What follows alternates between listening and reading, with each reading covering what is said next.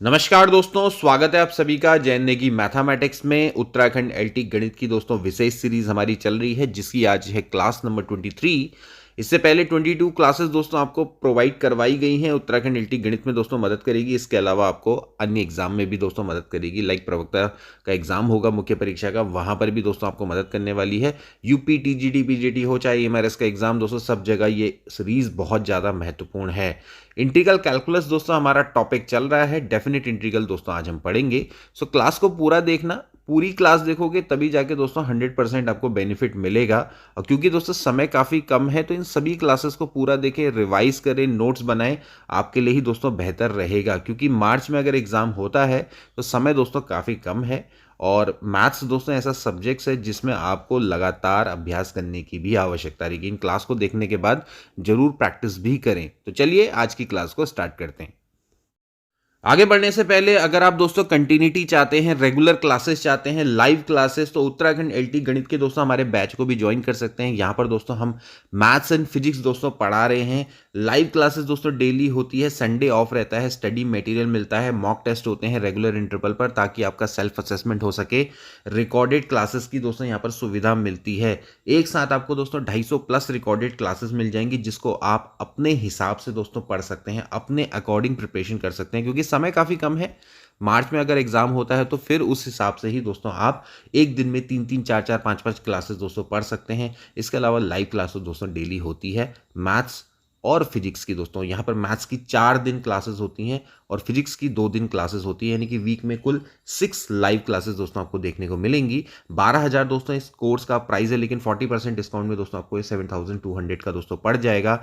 इसको आप दोस्तों इंस्टॉलमेंट में भी कर सकते हैं जमा। अभी हमने दोस्तों ये भी एक ऑफर निकाला है, 2,000 रुपये प्रति माह की दर से दोस्तों आप इंस्टॉलमेंट में भी इसको जमा कर पाएंगे। ये जितने भी दोस्तों जो कोर्स हैं ये आपके 1 साल तक वैलिड हैं, या फिर एग्जाम तक जो भी आपका पहले होगा दोस्तों ये आपके तब तक वैलिड रहेंगे। इसके अलावा आप देख सकते हैं मंडे टू सैटरडे आपकी डेली लाइव क्लासेस होती हैं। ये हमारा व्हाट्सएप नंबर है, और अगर आप डेमो चाहते हैं तो दोस्तों आपको 200 रुपये का रजिस्ट्रेशन शुल्क देना पड़ेगा। लेकिन मेरे हिसाब से तो आप जैन नेगी मैथमेटिक्स को सब्सक्राइब कर लीजिए, वहीं पर आपको डेमो सारे के सारे देखने को मिल जाएंगे। इसके अलावा अगर आप उत्तराखंड लेक्चरर की प्रिपरेशन कर रहे हैं, इसका मेंस का दोस्तों आपको कोर्स चाहिए तो 6,000 का दोस्तों ये कोर्स है, या इसमें भी आपको 40% का डिस्काउंट मिलके 6,000 का दोस्तों मिल रहा है। यहाँ पर भी इंस्टॉलमेंट अवेलेबल है 1,700 पर मंथ। तो ये भी दोस्तों आप ले सकते हैं अगर आप लेक्चरर की तैयारी करना चाह रहे हैं। क्योंकि दोस्तों लेक्चरर के फॉर्म भी जल्दी आने वाले, 613 पदों पर दोस्तों जल्दी ही एडवर्टीजमेंट आपको देखने को मिल जाएगा। तो चलिए दोस्तों आज की क्लास को स्टार्ट करते हैं। अभी तक दोस्तों हमने पढ़ लिया था इंडेफिनिट इंटीग्रल, और आज हम दोस्तों पढ़ेंगे डेफिनेट इंटीग्रल के बारे में। डेफिनेट इंटीग्रल को दोस्तों आप समझिए किस तरह से हम इसको डिफाइन करते हैं। यहाँ पर दोस्तों आप देख सकते हैं कि डेफिनेट इंटीग्रल है को हम कैसे डिफाइन करते हैं। The definite integral f x over any given interval is denoted by integration a से लेकर बी एफ एक्स डीएक्स से दोस्तों हम इसको डिनोट करते हैं। और इसको जो डिफाइन किया जाता है दोस्तों, यानी कि फाइव बी माइनस फाइव ए।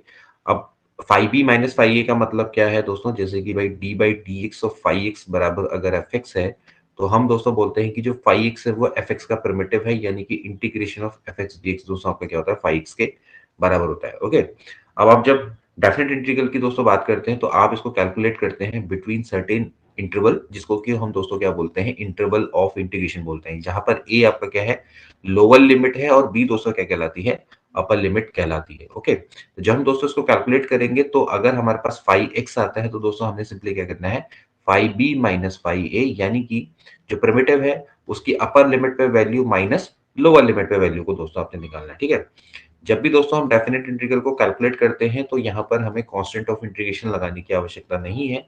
क्यों नहीं है, क्योंकि देखिए आप अगर इसको इस तरह से कैलकुलेट करेंगे a से लेकर b F x d x, तो दोस्तों ये आपका हो जाएगा a से लेकर b, मान लेते हैं इसका प्रिमिटिव आपका आता है 5x प्लस सी, यानी कि फैमिली ऑफ प्रिमिटिव्स। तो अब दोस्तों आप क्या करेंगे, इसमें एक बार a रखेंगे एक बार b रखेंगे, रखना कहाँ पर है, केवल x की जगह पे। तो 5b प्लस सी माइनस क्या हो जाएगा, 5a प्लस सी हो जाएगा। ठीक है ना, तो आप c से c दोस्तों आपका कैंसिल आउट हो जाएगा, again you will get the same result. So there is no need to keep constant of integration, that's why it is known as definite integral, इसीलिए इसको दोस्तों बोला जाता है। ठीक है ना, तो ये दोस्तों आप इस तरह से इसको समझ सकते हैं। ठीक,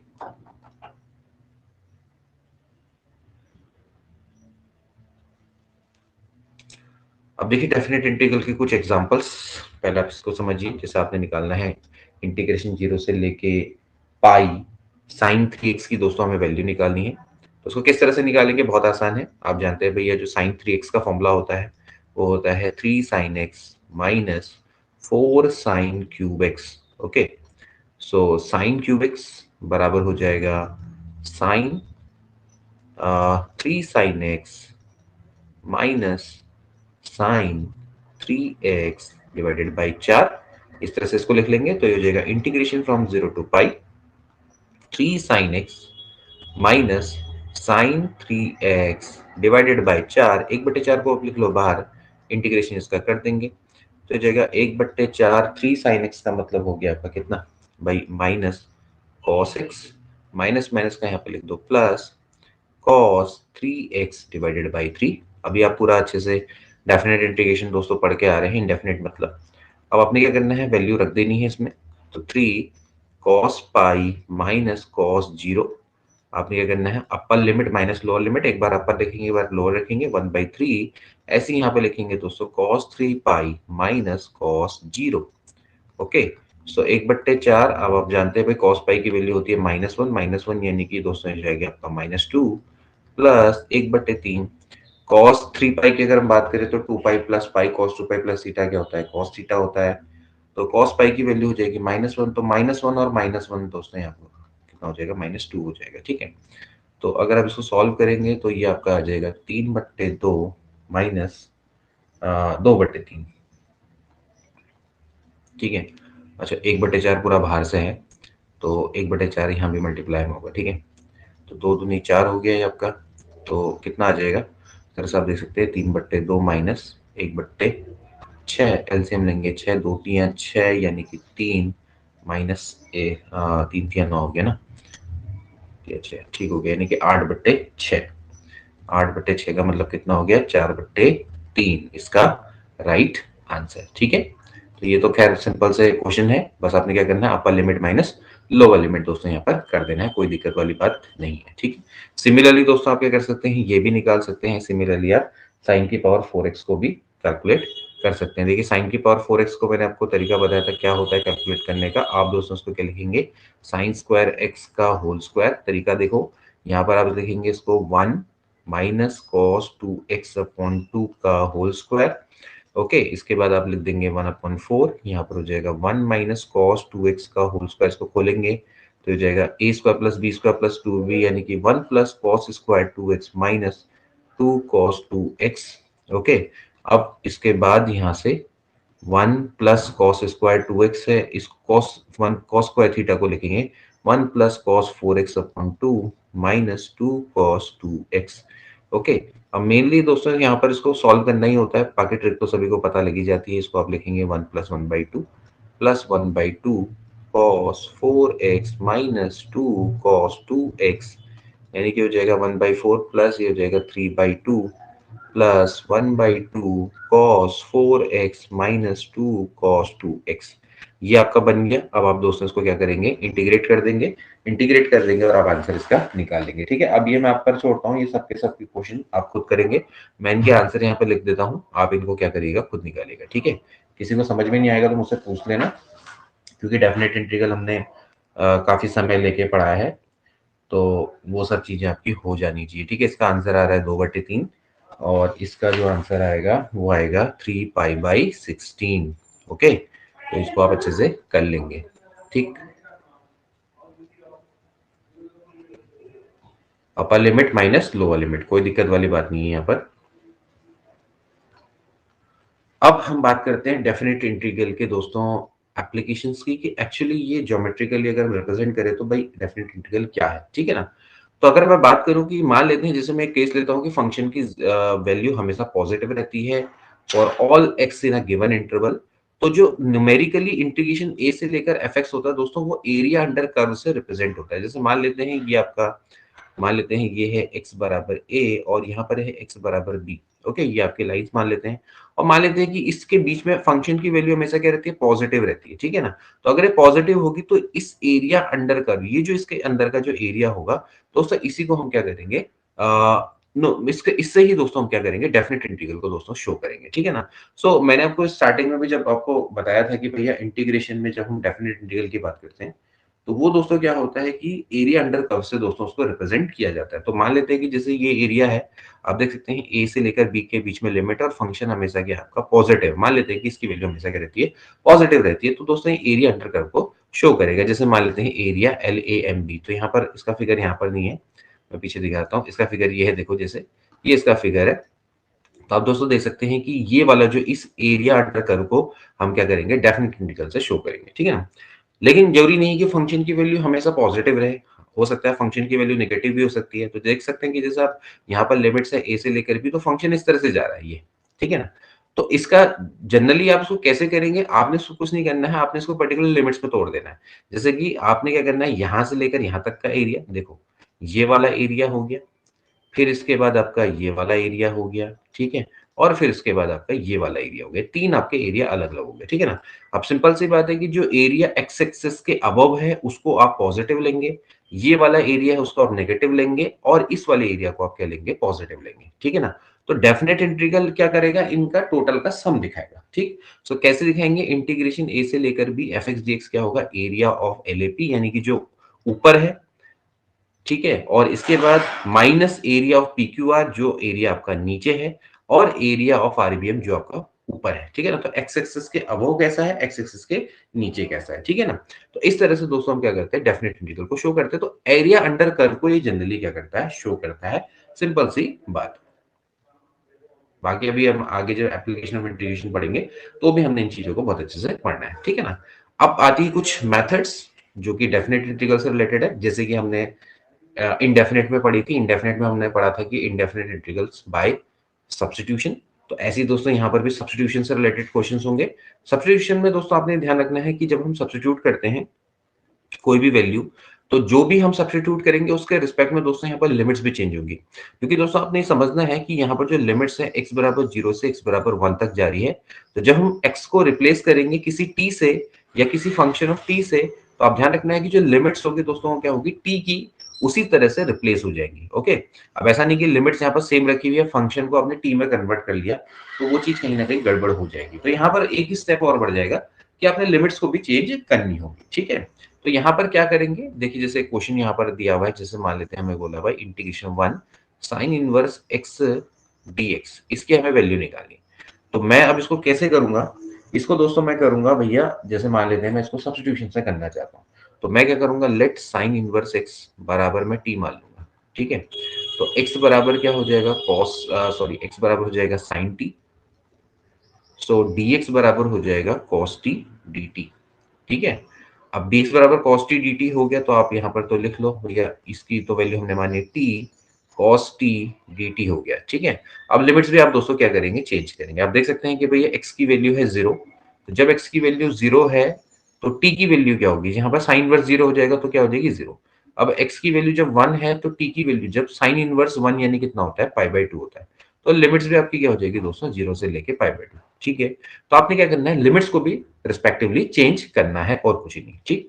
तो लिमिट्स को आपने चेंज कर दिया। अब यहाँ पर आप दोस्तों क्या लगाएंगे, इंटीग्रेशन बाय पार्ट्स रूल यानी कि आइलेट रूल को आप दोस्तों लगाएंगे, ठीक है। तो आप जानते हैं कि भैया ये अलजेब्रिक फंक्शन है, ट्रिग्नोमेट्रिक फंक्शन है, तो उसमें अलजेब्रिक फंक्शन को वरीयता देते हैं फर्स्ट फंक्शन बनाने के लिए। तो इंटीग्रेशन कॉस टी क्या हो जाएगा, साइन टी हो जाएगा, ठीक है, माइनस फिर divide D T of T यानी कि 1, फिर इंटीग्रेशन कॉस टी यानी कि साइन टी, ठीक है, और यहाँ पर डी टी।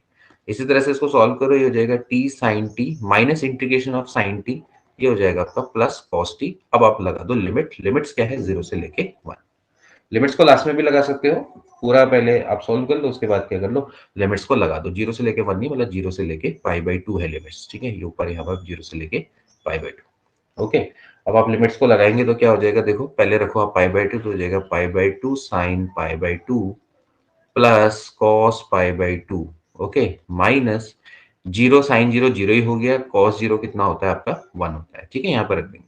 अब π/2 साइन π/2 का मतलब कितना हो गया, साइन π/2 1 होता है, cos π/2 0 होता है, तो π/2 माइनस 1 इसका राइट आंसर निकल के आ जाएगा। बहुत इजीली आप इसको इस तरह से सॉल्व कर सकते हो। और आप ध्यान रखना कि जितने भी आपके क्वेश्चंस हैं, सिलेक्टेड क्वेश्चंस हैं जो कि आपके एग्जाम में आए हुए हैं, इनको उठा के यहाँ पर रखा गया, तो इसका मतलब ये है कि इनको आपने सबको करना है, ठीक है। अब ऐसे ही दोस्तों ये अगला क्वेश्चन देख सकते हैं यहाँ पर आपको क्या करना पड़ेगा, कॉस थीटा जिससे यहाँ पर लिखा हुआ है अंडर रूट कॉस थीटा, तो आप क्या करेंगे, कॉस थीटा को दोस्तों यहाँ पर टी मानने की कोशिश करेंगे। ठीक है, इससे क्या हो जाएगा कि जैसे आपका ये साइन क्यूब थीटा है, जैसे मान लेते हैं इस क्वेश्चन को हमें करना है 0 से लेके पाई बाय 2 अंडर रूट में है कॉस थीटा और साइन क्यूब थीटा है, तो आप इसको ऐसे लिख सकते हैं, देखो sine square theta into sine theta D theta, ऐसे लिख सकता हूं मैं इसको। तो अब ऐसा मैंने क्यों किया, ऐसा मैंने इसलिए किया क्योंकि जो कॉस थीटा है अगर मैं उसको टी मानूंगा तो साइन थीटा डी थीटा बराबर आ जाएगा आपका डी टी, वो भी माइनस में। इंटीग्रेशन की लिमिट भी चेंज करेंगे, देखो सबसे पहले जब थीटा की वैल्यू जब जीरो होगी तो टी की वैल्यू क्या आएगी, कॉस जीरो कितना होता है, 1 होता है। ठीक है, ऐसी थीटा की वैल्यू जब आपकी पाई बाय 2 है तो टी की वैल्यू क्या हो जाएगी, जीरो हो जाएगी। ठीक है, तो लिमिट्स कहां से कहां तक चली जाएगी, 1 से लेके जीरो चली जाएगी। ठीक है, कॉस थीटा की वैल्यू आपने रख दी जैसे कि रूट टी। अब आप जानते हैं साइन स्क्वायर थीटा क्या लिखते हैं, 1 माइनस कॉस स्क्वायर थीटा, यानी कि 1 minus T square, 1 minus T square लिख देंगे। साइन थीटा डी थीटा की जगह पे आ जाएगा आपका माइनस डी टी यहाँ पर। ठीक, अब आपने इसको क्या कर लेना है, सॉल्व कर लेना है। सॉल्व करने से पहले आप क्या कर लो, इसको अलग अलग मल्टीप्लाई कर लो, टी की पावर 1/2, टी की पावर 2 प्लस 1/2 का मतलब कितना हो गया, 5/2। ठीक है, 1/2 और ये हो जाएगा ना। ठीक, बस अब आप लोग इसको क्या कर लो, इंटीग्रेट कर लो। ठीक है, तो इंटीग्रेट कर लोगे 0 से लेके 1, 1 से लेके 0। ठीक है, इसको इंटीग्रेशन करोगे तो कितना आ जाएगा, देखो माइनस टी की पावर 3/2 बट्टे 3/2 यानी कि 2/3 ऐसे लिख सकते हैं, और प्लस ऐसे लिख लो इसको, माइनस को मैंने अंदर लिया है, टी की पावर 7/2 बट्टे 2/7। ठीक है, और लिमिट्स आप रखोगे यहाँ पर 0 से 1, यहाँ पर भी आप लिमिट रख दो 0 से 1, मतलब कि 1 से 0। ठीक है, मैं बार बार गलत कर रहा हूँ, 1 से 0 और 1 से 0। ठीक है, हालांकि बाद में अब मैं कुछ और आगे मेथड बताऊंगा जिसमें क्वेश्चन सिंपली वैसे ही सॉल्व हो जाएंगे, लेकिन फिलहाल प्रॉपर मेथड से एक बार जरा देख लो। 2/3 पहले जीरो रखेंगे, फिर क्या रखेंगे, तो जीरो में तो जीरो हो जाएगा, फिर माइनस हो जाएगा, माइनस यहाँ पर क्या आ जाएगा, 1 आ जाएगा। ठीक है, ऐसे ही यहाँ पर भी रखेंगे 2/7, पहले रखेंगे जीरो, फिर आ जाएगा -1। ठीक, तो ये आपका आ गया 2/3 माइनस 2/7। ठीक हो गया, 2/3 माइनस 2/7 का मतलब कितना हो जाएगा भैया, 7 यहाँ हो गया 21 और 3 सत्ते 7 दूनी 14 माइनस 3 दूनी 6, तो 8 6 14 होता है, तो 8/21 इसका राइट आंसर हो जाएगा। ओके, तो इस तरह से आप इसको दोस्तों कर लेंगे। ठीक, तो कोई यहाँ पर तक दिक्कत किसी को बताओ। ऐसी दोस्तों ये क्वेश्चन देखिए आप, ये वाला जो क्वेश्चन है बहुत ही बढ़िया क्वेश्चन है। ये किस कौन सा क्वेश्चन है दोस्तों, ये आपका सब्स्टिट्यूशन का क्वेश्चन है, साथ ही पार्शियल फ्रैक्शन का। अब जितना भी आपने दोस्तों इंडेफिनेट इंटीग्रल में चीजें पढ़ी हैं उनका यहाँ पर आपने यूज करना है, बस आपको लिमिट्स का थोड़ा यहाँ पर ध्यान रखना पड़ेगा। ठीक है, तो आप यहाँ पर देख सकते हैं जैसे कि इसमें आप क्या करेंगे, साइन थीटा को आप टी मानेंगे, तो आपके पास क्या आ जाएगा, कॉस थीटा डी थीटा बराबर डी टी हो जाएगा। ओके, और लिमिट्स अगर आप चेंज करेंगे, साइन देखो जब थीटा बराबर जीरो होता है तो टी बराबर हो जाता है जीरो, क्योंकि साइन जीरो जीरो होता है, और जब थीटा बराबर आपका π/2 होगा तो टी बराबर हो जाएगा 1, तो लिमिट हो जाएगी 0 से लेके 1। कॉस थीटा डी थीटा की जगह पे रख दोगे d t upon 1 plus t into 2 plus t. अब दोस्तों इसको आप करेंगे with the help of partial fraction. ठीक है, पार्शियल फ्रैक्शन कैसे करते थे, a अपॉन 1 प्लस टी और plus b upon 2 plus t करके दोस्तों इसको सॉल्व करेंगे। इसके बाद इसकी वैल्यू को निकालेंगे, इसको आप खुद कर लीजिएगा। इसका मैं आंसर आपको बता देता हूँ, इसका आंसर क्या आ रहा है, इसका आंसर आ रहा है log 4/3। ठीक है, इसको आप स्वयं निकालेंगे। ठीक है, चलिए नेक्स्ट देखते हैं। अब हम बात करेंगे प्रॉपर्टीज ऑफ डेफिनेट इंटीग्रल। देखिए अभी तक तो जितना भी हमने पढ़ा ये एक आपकी कुछ बेसिक सी चीजें थी जो कि सिंपली इनडेफिनेट इंटीग्रल से दोस्तों रिलेटेड थी। ठीक है ना, अब इनडेफिनेट इंटीग्रल और डेफिनेट इंटीग्रल में थोड़ा सा कुछ डिफरेंस होता है। डेफिनेट इंटीग्रल की कुछ प्रॉपर्टीज होती हैं जिसकी मदद से डेफिनेट इंटीग्रल को बहुत आसानी से और बहुत जल्दी हम क्या कर सकते हैं, कैलकुलेट कर सकते हैं। क्योंकि अगर हम इसमें सिंपली इनडेफिनेट इंटीग्रल की कुछ जो ओल्ड मेथड्स हैं अगर उन्हीं को लगाते रहेंगे तो फिर इसमें हमें क्या होगा कि काफी समय लगेगा। ठीक है, और ये टाइम टेकिंग भी होगा। तो अब अगर हमें प्रॉपर्टीज ऑफ डेफिनेट इंटीग्रल हमें पता है तो उसकी मदद से क्या होता है कि जो डेफिनेट इंटीग्रल होता है बहुत आसान हो जाता है, बहुत जल्दी हमारा सॉल्व हो जाते हैं क्वेश्चन, ठीक है ना। तो कुछ ऐसे डेफिनेट इंटीग्रल होते हैं जिनको आप इन प्रॉपर्टीज की मदद से जल्दी जल्दी कर सकते हो। तो पहले तो आपने क्या करना है, ये सारी प्रॉपर्टीज हैं इनको वन बाय वन बिल्कुल याद कर लेना है कि क्या क्या होती है, ठीक है।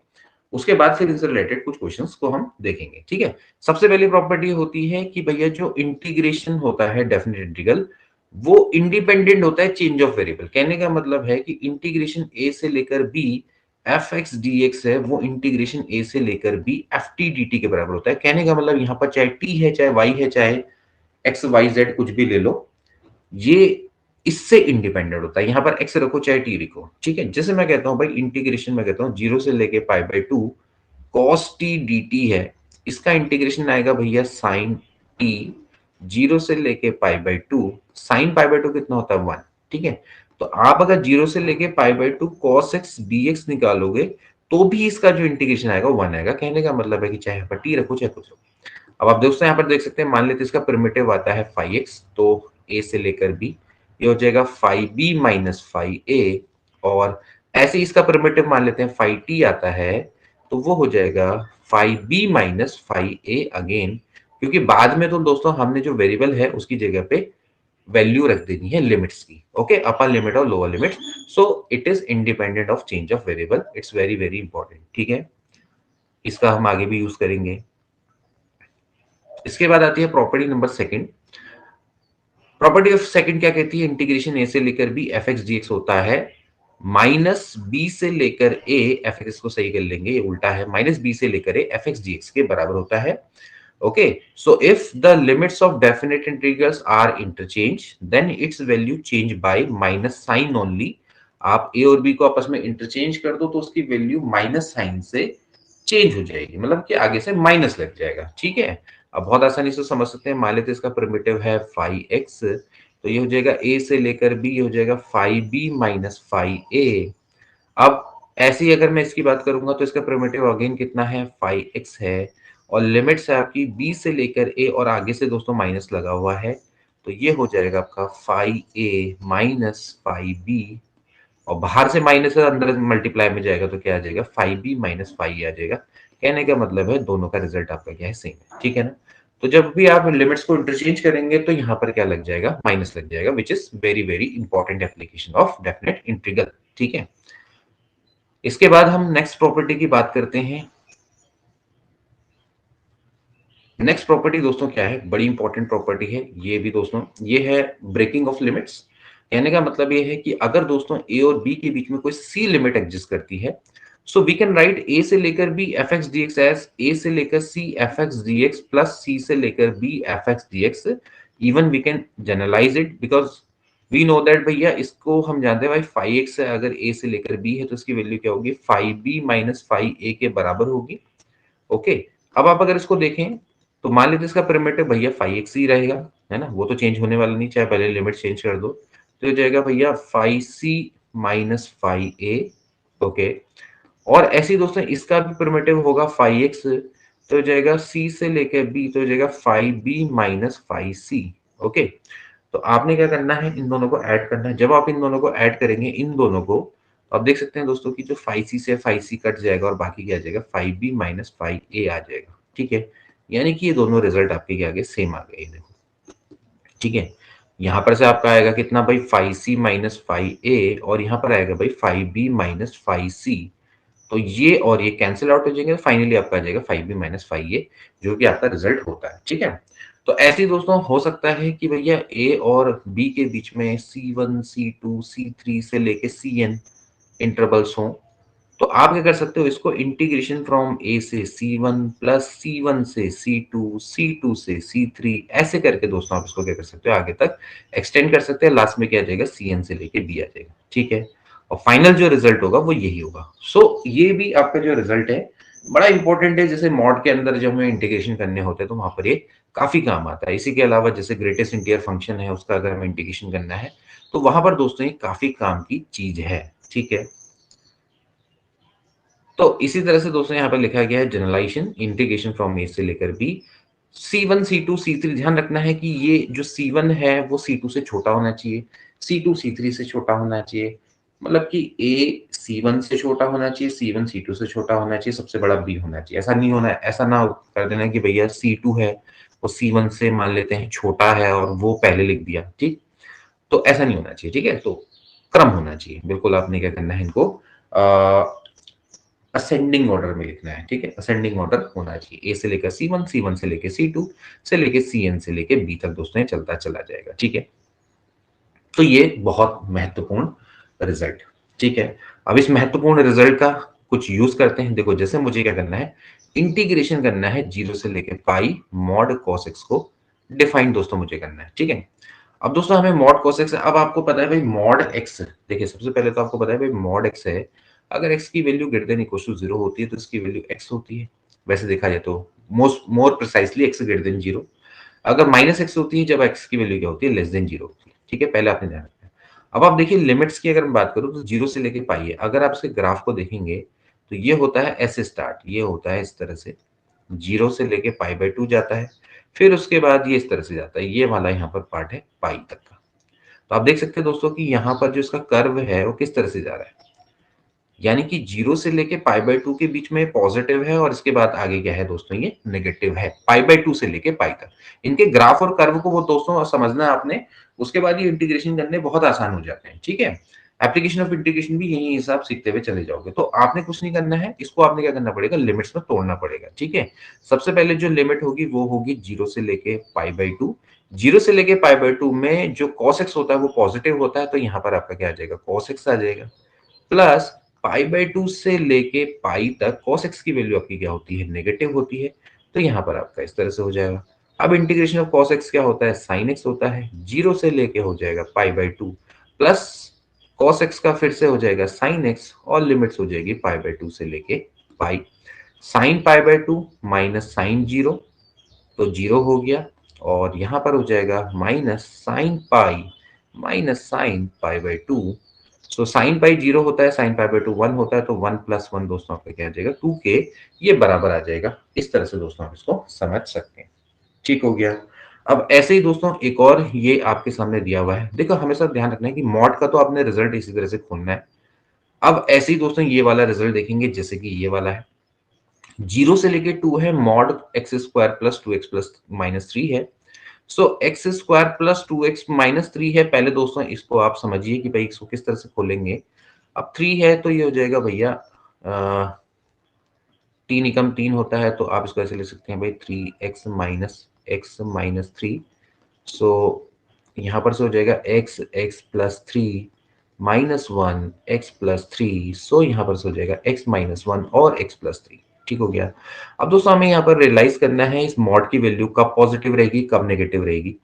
तो आप दोस्तों जानते हैं कि भाई नंबर लाइन सिस्टम से हम जानते हैं कि भाई इसके जो रूट्स होंगे, एक होगा 1 होगा, एक आपका -3 होगा, ठीक है? तो ये वाला जो पार्ट होगा ये पॉजिटिव, ये वाला पार्ट नेगेटिव, ये वाला पार्ट आपका पॉजिटिव हो गया। सो आप देख सकते हैं कि ये जो एक्सप्रेशन है, ये आपका जब x की वैल्यू -3 से लेके 1 के बीच में रहती है, तो ये वाला जो एक्सप्रेशन है वो आपका नेगेटिव रहता है। और जब x की वैल्यू या तो ग्रेटर देन 1 है या फिर x की वैल्यू लेस देन -3 है, तो ये एक्सप्रेशन आपका क्या रहता है, पॉजिटिव रहता है। यानी कि ये वाला जो पार्ट है, सिंपली बात है कि x square plus 2x minus 3 है, ये दोस्तों आपका ग्रेटर देन 0 होगा व्हेन x की वैल्यू ग्रेटर देन 1 होगी या फिर x की वैल्यू लेस देन -3 होगी।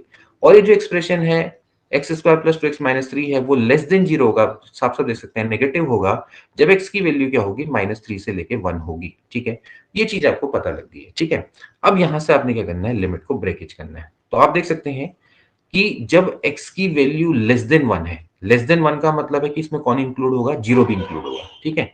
तो यहां पर आप स्टार्टिंग कहां से हो रही है, 0 से स्टार्ट हो रही है, तो इसके बीच में कौन आएगा, 0 टू 1 भी आएगा, यानी कि 0 टू 1 तक ये जो एक्सप्रेशन है वो क्या है, नेगेटिव है। साफ साफ आप देख सकते हैं, -3 से लेके 1, इसके बीच में कहीं पे 0 होगा, तो 0 से लेके 1 तक, ये देखो 0 से लेके 1 तक ये एक्सप्रेशन आपका नेगेटिव है, तो क्या आ जाएगा, -x square plus 2x minus 3 आ जाएगा, ठीक है? और इसके बाद साफ साफ है कि भैया 1 से आगे, 1 से आगे यानी कि 1 से लेके 2 तक, 1 से लेके 2 तक ये एक्सप्रेशन आपका क्या है, पॉजिटिव है। ओके, यानी कि क्वालिटी आपका जो एक्सप्रेशन है वो आपका क्या है, पॉजिटिव है, ठीक है? इसको समझना है। तो क्या हो गया भैया, माइनस, समझ में आ रहा है ना? तो यहां से यहां तक यानी कि 0 से लेकर 1 जो हमें लिमिट्स है उसको हमने तो भैया इसकी टोटल लिमिट्स देख ली। हमने इसका टोटल निकाल लिया कि भैया -3 से 1 तक ये आपका नेगेटिव रहेगा और 1 से आगे और -3 से पीछे पॉजिटिव रहने वाला है। तो हमें अब यहाँ की लिमिट्स को देखना है। लिमिट्स है 0 से 2, तो यानी कि 0 से लेके 1 तक, क्योंकि भैया 0 से लेके 1 -3 और 1 के बीच में आएगा। 0 से लेके 1 तक ये आपका नेगेटिव और 1 से लेके 2 तक ये आपका क्या है पॉजिटिव। तो बस अब ये खेल यहाँ पर खत्म। अब इसको आपने यहाँ पर सॉल्व कर लेना है, ठीक है। तो माइनस ये हो जाएगा x cube by 3 plus x square by 2 2 minus 3x, limit रखेंगे फ्रॉम 0 to 1, और ऐसे ही इसको भी ऐसे सॉल्व करेंगे। ये हो जाएगा एक्स क्यूब बाई 3 प्लस, इसमें तो एक्स स्क्वायर ही आ जाएगा क्योंकि 2 से 2 कट जाएगा, माइनस 3x, लिमिट रखेंगे फ्रॉम 1 to 2। ओके, अब अब इसको सॉल्व करिए। तो इसको सॉल्व करेंगे तो क्या आ जाएगा, देखिए यहाँ पर 1 रखेंगे तो ये हो जाएगा 1/3 प्लस 1 माइनस 3, जीरो में तो जीरो ही गया है। 2 रखेंगे तो 8/3 प्लस 4 माइनस 3 माइनस, यहाँ पर आप देखें 1 रखेंगे तो देखो 1 में कितना आ जाएगा, 1/3 प्लस 1 माइनस 3, ठीक है। ठीक, यहाँ तक तो कोई दिक्कत नहीं है। अब इसके बाद इसको सॉल्व कर लो तो ये कितना आ जाएगा आपका, 1/3 1/3 1/3 माइनस 2 हो गया है, ठीक है। यानी कि 3 दूनी 6 माइनस 5/3 लिख देते हैं, ठीक है। -5/3 प्लस 8/3 प्लस 1, और ये भी आपका -5/3 होगा, यानी कि -5/3 -5/3 यानी कि कितना हो गया भैया, 2 गुणा 5/3 यानी कि 10/3 प्लस 8/3 प्लस 1, 8 में से 10 गया, 2/3 प्लस 1, और यहाँ पर आपका कितना आ जाएगा, 1/3 आ जाएगा, ठीक है। ये यार आंसर।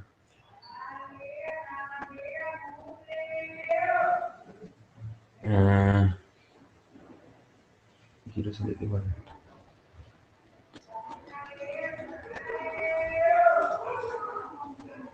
यहाँ पर जरा देखो जरा कितना हुआ। यहाँ पर कितना रखेंगे, 1/3 प्लस 1 माइनस 3 -2 हो गया।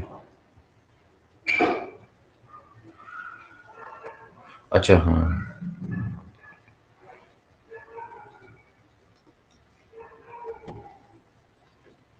यहाँ पर थोड़ा सा कैलकुलेशन देख लें, यहाँ पर थोड़ा सा कैलकुलेशन मिस्टेक हुई है। यहाँ पर आपका ये जो था ना, ये वाला पार्ट है आपका -2 है। एक मिनट इसको मैं ठीक कर लेता हूँ। यहाँ पर ये आपका -2 हो गया तो ये हो जाएगा आपका 3 दूनी 6, और माइनस में 5/3, आगे से माइनस भी है तो प्लस हो जाएगा, ठीक है। ऐसे ही यहाँ पर भी क्या हो जाएगा, ये प्लस हो जाएगा, ठीक। ये दोनों के दोनों आपके प्लस हो गए ना, तो प्लस हो गया तो यानी कितना हो गया, ये आपका 10/3 ऐसे प्लस हो गया, ठीक है। तो ये आपका कितना हो जाएगा, 18 18/3 18/3 18/3 का मतलब कितना हो गया, 6 हो गया, 3 छक्के 18 ना, और प्लस 1, तब भी ये गलत आ रहा है, तब भी गलत आ रहा है। माइनस माइनस का प्लस ही हो गया। यहाँ पर आप रखेंगे 2, ये 4 -3 दूनी, यहाँ पर 6 हो गया, ठीक है। ये गलत हो गया था, अब सही है। अब यहाँ पर से कितना हो जाएगा, ये हो जाएगा -2, यहाँ पर आप कर लेंगे, यहाँ पर आ जाएगा -2। ये वाला पार्ट है आपका -2 है, ठीक है। ये -2 हो जाएगा, यहाँ पर आपका -2 हो जाएगा, तो ये 4 आ जाएगा, ठीक है। अब सही है, 4 इसका राइट आंसर है, ठीक। थोड़ा जल्दबाजी में हो गया, कोई बात नहीं। हाँ, सही है, सही है। हाँ, 6/3 मतलब 4 आ रहा है इसका आंसर, ठीक है। यहाँ पर क्या है कि ये यहाँ पर मैंने गड़बड़ कर दिया था ना, यहाँ पर आपका क्या रखना था, 2 रखना था ना, तो ये 3 दूनी 6 हो गया, ठीक। तो यहाँ पर आपका -2 आएगा, यहाँ पर हम +1 रख रहे थे तो -2 आएगा। तो 10 और 8 18, 18/3 यानी 6 हो गया, 6 में से 2 गया, 4 हो गया, ठीक।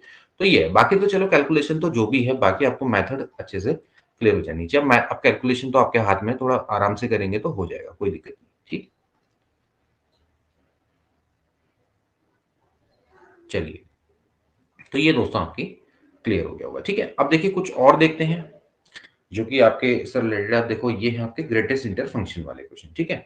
ग्रेटेस्ट इंटर फंक्शन दोस्तों आप समझ लीजिए, ग्रेटेस्ट इंटर फंक्शन आपका क्या होता है कि जैसे मैं कहता हूँ भैया 1.2 है, इसका ग्रेटेस्ट इंटर फंक्शन क्या होता है आपका 1, यानी कि जो ग्रेटेस्ट इंटर होता है जो कि आपका लेस देन होता है इससे, यानी कि अगर मैं कहता हूँ greatest inter function of x, so greatest inter associated with this which is less than x, okay, जो कि एक्स से लेस होगा। तो अगर मैं बात करूंगा लेस भी हो सकता है, इक्वल भी हो सकता है, जैसे मैं कहता हूँ ग्रेटेस्ट इंटीजर फंक्शन ऑफ 2 क्या होगा 2 होगा, ठीक है। तो 1.2 का क्या होगा 1 होगा, ऐसे 0.9 है तो उसका क्या हो जाएगा 0 हो जाएगा। जो ग्रेटेस्ट इंटीजर फंक्शन है 0.9 का ग्रेटेस्ट इंटीजर फंक्शन जो कि उससे छोटा है तो कौन होगा 0 होगा, ठीक है। ये दोस्तों आपने थोड़ा सा ध्यान रखना है, ठीक है। सिमिलरली मैं कहूंगा -1.2 है तो उसका ग्रेटेस्ट इंटीजर फंक्शन क्या हो जाएगा -2 हो जाएगा, ठीक। तो अगर x की वैल्यू मान लेते हैं 0 से लेके 1 है तो ग्रेटेस्ट इंटीजर फंक्शन की वैल्यू क्या होगी 0 होगी। ऐसे मैं कहूंगा भाई 1 से लेके 2 है, तो इसकी वैल्यू क्या होगी दोस्तों, ग्रेटेस्ट इंटीजर फंक्शन की वैल्यू क्या हो जाएगी यहाँ पर आपकी 1 हो जाएगी, ठीक है। तो इस तरह से दोस्तों ये चलता है। बाकी जो लोग क्लास स्टार्टिंग से पढ़ते हैं उनको बहुत अच्छे से क्लियर है चीज। तो इसको कैसे निकालेंगे, अब देखो सबसे पहले आपने क्या करना है ये चीज समझनी। अब आप देखिए आपने निकालना है 0 से लेके थी greatest integer function of x. So आपको पता है कि भैया इसका जो बिहेवियर होता है हर पैच में अलग होता है। देखिए इसका जो ग्राफ होता है इस तरह से होता है, ये आपको पता होना चाहिए भाई 0 से लेके जैसे मैं कहता हूँ 1 है 2 है 3 है, तो ग्रेटेस्ट इंटीजर फंक्शन क्या होता है, देखो जैसे मैं कहता हूँ 0 से लेके 1, तो 0 से लेके 1 के बीच में इसकी वैल्यू क्या होती है 0 होती है। फिर इसके बाद 1 से लेके 2 के बीच में इसकी वैल्यू क्या रहती है, कॉन्स्टेंटली 1 रहती है। फिर 1 2 से लेके 3 के बीच में इसकी वैल्यू कॉन्स्टेंटली क्या रहती है 3 रहती है। ये इस तरह से स्टेप चलता है। ऐसी अगर मैं यहाँ पर मैं लिखूंगा -1, तो यहाँ पर इसकी वैल्यू 0 से लेके मान लेते हैं -1 से लेके वैल्यू अगर 0 है उसके बीच में इसकी वैल्यू क्या रहती है कॉन्स्टेंटली -1 रहती है। ऐसी -1 से लेके -2 है तो उसकी इसकी जो वैल्यू है कॉन्स्टेंटली आपकी क्या रहती है -2 रहती है। तो इस तरह से दोस्तों एक सीढ़ियां बनती चली जाती है। ये आपका ग्रेटेस्ट इंटीजर फंक्शन का ग्राफ होता है। तो कुछ ही नहीं करना है, आपने क्या करना है ऐसे इसको लिमिट्स में तोड़ देना है। सबसे पहले लिखेंगे 0 से लेके 1 greatest integer function of x, फिर ऐसे लिखेंगे 1 से लेके 2, ठीक है, और फिर 2 से लेके 3 जैसा कि अभी हमने पढ़ा था। बहुत आसान है। पहले एक आसान सा क्वेश्चन करते हैं फिर थोड़ा सा टिपिकल वाला करेंगे। तो यहां से क्या हो जाएगा, देखो यहां से हो जाएगा 0 से लेके 1 के बीच में इसकी वैल्यू क्या रहती है 0 रहती है, तो ये तो आंसर हो गया 0। इसके बीच में इसकी वैल्यू क्या रहती है दोस्तों 1 रहती है। 1 से लेके 2 के बीच में greatest integer function of x की वैल्यू 1 रहती है, ठीक है। और 2 से लेके 3 के बीच में इसकी जो वैल्यू है वो क्या रहती है 2 रहती है। तो ये इसका हो गया। अब यहां पर इसको रख दो, इंटीग्रेशन क्या हो जाएगा x हो जाएगा 1 से लेके 2, यहां पर आप रखेंगे तो कितना हो जाएगा 2x, 2x 2 से लेके 3, सो ये हो जाएगा 2 माइनस 1 प्लस 3 दूनी 6 माइनस 4 यानी कि 1 प्लस 2 यानी कि 3 इसका राइट आंसर हो जाएगा। ठीक हो गया, इस तरह से आप निकाल लेंगे। अब ऐसे ही दूसरा वाला क्वेश्चन देखो, दूसरा वाला क्वेश्चन को ध्यान से देखो भाई क्या है इसमें, आपको क्या रखा है कि 0 से लेके है भैया 1.5 greatest integer of x square है। अब एक्स स्क्वायर हो जा रहा है, ठीक है, एक्स स्क्वायर है। जब स्क्वायर आ गया तो देखो आपने कैसे देखना है, आपने देखना है कि भैया 0 से लेके जो पहली लिमिट है, पहला जो स्क्वायर होता है 0 से लेके क्या होता है 1 होता है, ठीक है। अब अगले स्क्वायर के लिए यानी कि आपने यहाँ पर देखो ध्यान रखना है कि एक्स स्क्वायर की वैल्यू, जब x की वैल्यू 0 से लेके 1 है तो x स्क्वायर की वैल्यू क्या होगी, वो भी 0 से लेके 1 होगी। ओके, अब ऐसे ही जब x की वैल्यू 1 से लेके √2 है, ठीक है, तो एक्स स्क्वायर की वैल्यू क्या होगी 1 से लेके 2 होगी, लिमिट्स ऐसे टूटेगी, ठीक है। अब ऐसे ही जब x की वैल्यू √2 से लेके √3 है तो एक्स स्क्वायर की वैल्यू क्या होगी 2 से लेके 3 होगी। ओके, तो उसी हिसाब से क्या होगा ग्रेटेस्ट इंटीजर फंक्शन की वैल्यू भी निकलती चली जाएगी। जैसे यहां पर जब x की वैल्यू है 1 से लेके √2 तो greatest integer function of x square क्या हो जाएगा 1 से लेके 2 के बीच में, तो इसकी वैल्यू क्या होनी चाहिए 1 होनी चाहिए। जब x की वैल्यू √2 से लेके √3 है तो एक्स स्क्वायर की वैल्यू है 2 से लेके 3, तो greatest integer of x square क्या होना चाहिए 2 होना चाहिए। उसी कॉन्सेप्ट को आगे ले जाना है, ठीक है। तो अब बताओ क्या होना चाहिए, देखिए यहां से सबसे पहले तो भाई 0 से लेके 1 x की वैल्यू फ्रॉम 0 टू 1, तो greatest integer function of x square वो भी आपका क्या होगा 0 से लेके 1 होगा। अब यहां पर होगा यहां से 1 से लेके हम कहां तक जाएंगे दोस्तों √2 तक जाएंगे, क्योंकि 1 से लेके √2 तक जो एक्स स्क्वायर है उसकी वैल्यू हो जाती है 1 से लेके 2, ठीक है, क्योंकि आपने उसका स्क्वायर कर देना है, ठीक। और फिर √2 से लेके क्या होगा 1.5। देखिए √2 कितना होता है, वो होता है 1.41 समथिंग, तो 1.41 से लेके 1.5, ठीक है, यहां पर आ जाएगा इस तरह से, ये ऐसे आपने समझना है इसको, ठीक। तो अब यहां से ये चीज हो गई आपको क्लियर कि भैया √2 तक ये आपका निकल के जाएगा, ठीक है। सो √2 से लेके आपका कितना हो गया 1.5 तक हो गया, ठीक। अब आप देखेंगे कि यहां पर 0 से लेके 1 में एक्स स्क्वायर की वैल्यू भी क्या रहती है, 0 से लेके 1 होती है, तो greatest inter of x square क्या हो जाएगा, 0 हो जाएगा। इसकी वैल्यू क्या आ गई, 0 आ गई, ठीक है। अब 1 से लेके √2 तक, 1 से लेके √2 तक, जब x की वैल्यू 1 से लेके √2 है तो एक्स स्क्वायर की वैल्यू होती है 1 से लेके 2, तो इसकी वैल्यू क्या आ जाएगी, 1 आ जाएगी, ठीक है। अब ऐसे ही देखो, जब x की वैल्यू है √2 से लेके √3 या फिर 1.5, तो एक्स स्क्वायर की वैल्यू होगी 2 से लेके जो भी रहेगा 2 से आगे रहेगी, तो ग्रेटेस्ट इंटर फंक्शन 1.15 मतलब चलो मान लो 2.25, तो एक्स स्क्वायर का जो ग्रेटेस्ट इंटर फंक्शन है उसकी वैल्यू क्या रहेगी, 2 रहेगी, ओके। तो यहां से ये हो जाएगा √2 से लेके 1.5, तो इसकी वैल्यू हो जाएगी यहाँ पर 2 dx। अब आप इसको रखेंगे तो ये कितना आएगा भैया, √2 - 1 प्लस इसको करेंगे तो 2 इंटू 1.5 माइनस √2, यही होना चाहिए, ठीक है। तो यहां से इसको सॉल्व करेंगे तो आ जाएगा √2 - 1 प्लस 3 - 2 √2। तो इसको आप सॉल्व कर लेंगे तो आपका कितना आ जाएगा, 3 में से गया 2, तो 2 minus √2 is the right answer, ठीक है। समझ में आया भाई कैसे कैसे करना है, कोई दिक्कत बताओ यहाँ पर तक, कैसे आपने जब स्क्वायर होगा तो उसको आपने रिकग्नाइज करना है।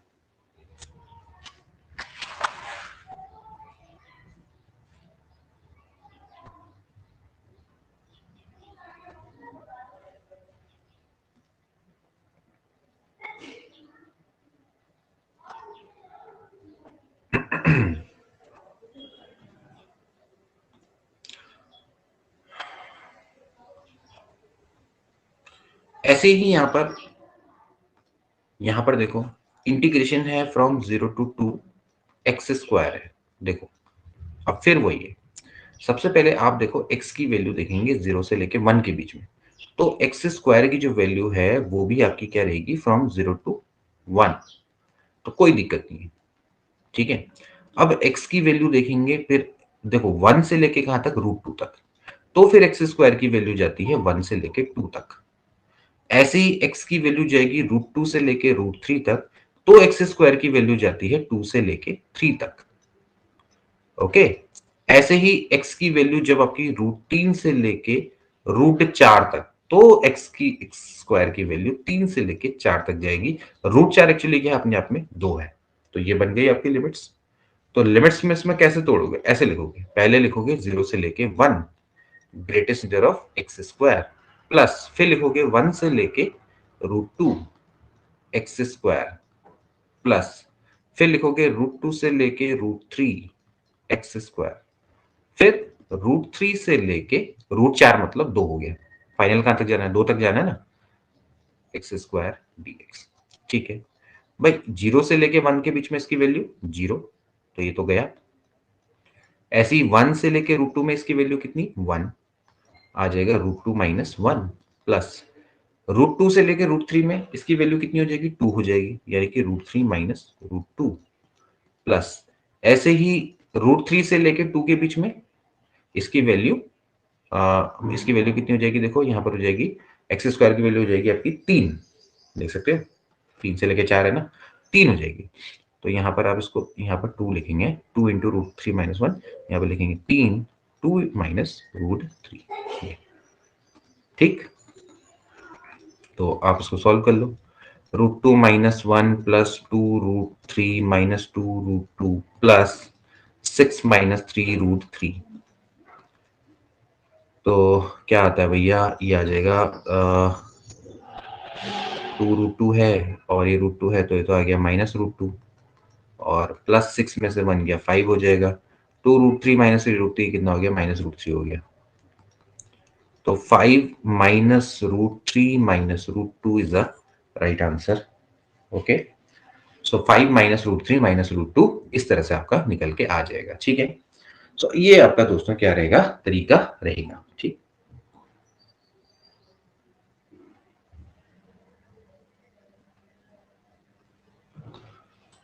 ठीक। तो ये दोस्तों इसके तरीके हैं सॉल्व करने के। अब इसके बाद एक और इंपॉर्टेंट, देखिए इसको क्या बोलते हैं दोस्तों, जैसे कि हमने ग्रेटेस्ट इंटर फंक्शन पढ़ा था, इसको दोस्तों हम क्या बोलते हैं, फ्रैक्शनल पार्ट बोलते हैं। ठीक, फ्रैक्शनल पार्ट का मतलब ये है कि जैसे मैं कहता हूं 2.3 का ग्रेटेस्ट इंटर क्या होगा, 2 होगा, तो इसका जो फ्रैक्शनल पार्ट होगा वो क्या होगा, 3, ये 0.3। ठीक है, इसको समटाइम हम कैसे दिखाते हैं, x माइनस ऐसे दिखाते हैं, यानी कि इस तरह से भी दोस्तों इसको दिखाया जाता है ब्रैकेट से। तो इसको क्या बोलते हैं, फ्रैक्शनल पार्ट। जैसे ग्रेटेस्ट इंटर फंक्शन बोला तो इसको क्या बोल दिया, फ्रैक्शनल पार्ट बोल दिया। ठीक है, तो फ्रैक्शनल पार्ट ऑफ x, तो निकलता कैसे, ऐसे ही निकलता है। कैसे, देखो जैसे x की वैल्यू है, x की वैल्यू है 2.3 माइनस ग्रेटेस्ट इंटर ऑफ 2.3, तो यानी कि 2.3 माइनस हो जाएगा 2, क्योंकि इसका ग्रेटेस्ट इंटर 2 हो जाएगा तो कितना आ जाएगा, 0.3। तो इसको निकालने का तरीका ये रहता है। ओके, तो आपने क्या करना है, इसको इवेल्युएट करना है। तो किस तरह से इवेल्युएट करेंगे, x माइनस लिखेंगे, ऐसे लिखेंगे -1 से लेके 1 x से dx माइनस -1 से लेके 1 greatest zero function of x dx। ठीक हो गया। अब आपको पता है कि इसका तो कोई दिक्कत नहीं है, एक्स स्क्वायर बट्टे 2 ये हो जाएगा -1 से लेके 1।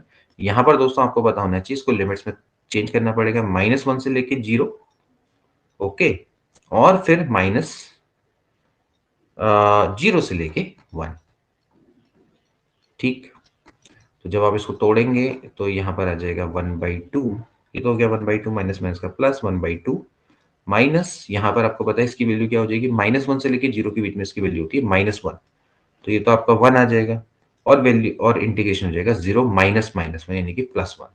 ठीक है, माइनस इस 0 से लेके 1 के बीच में इसकी वैल्यू क्या हो जाती है, 0 हो जाती है, तो ये तो हो गया 1 + 1 दैट इज 2। तो 2 इसका राइट आंसर।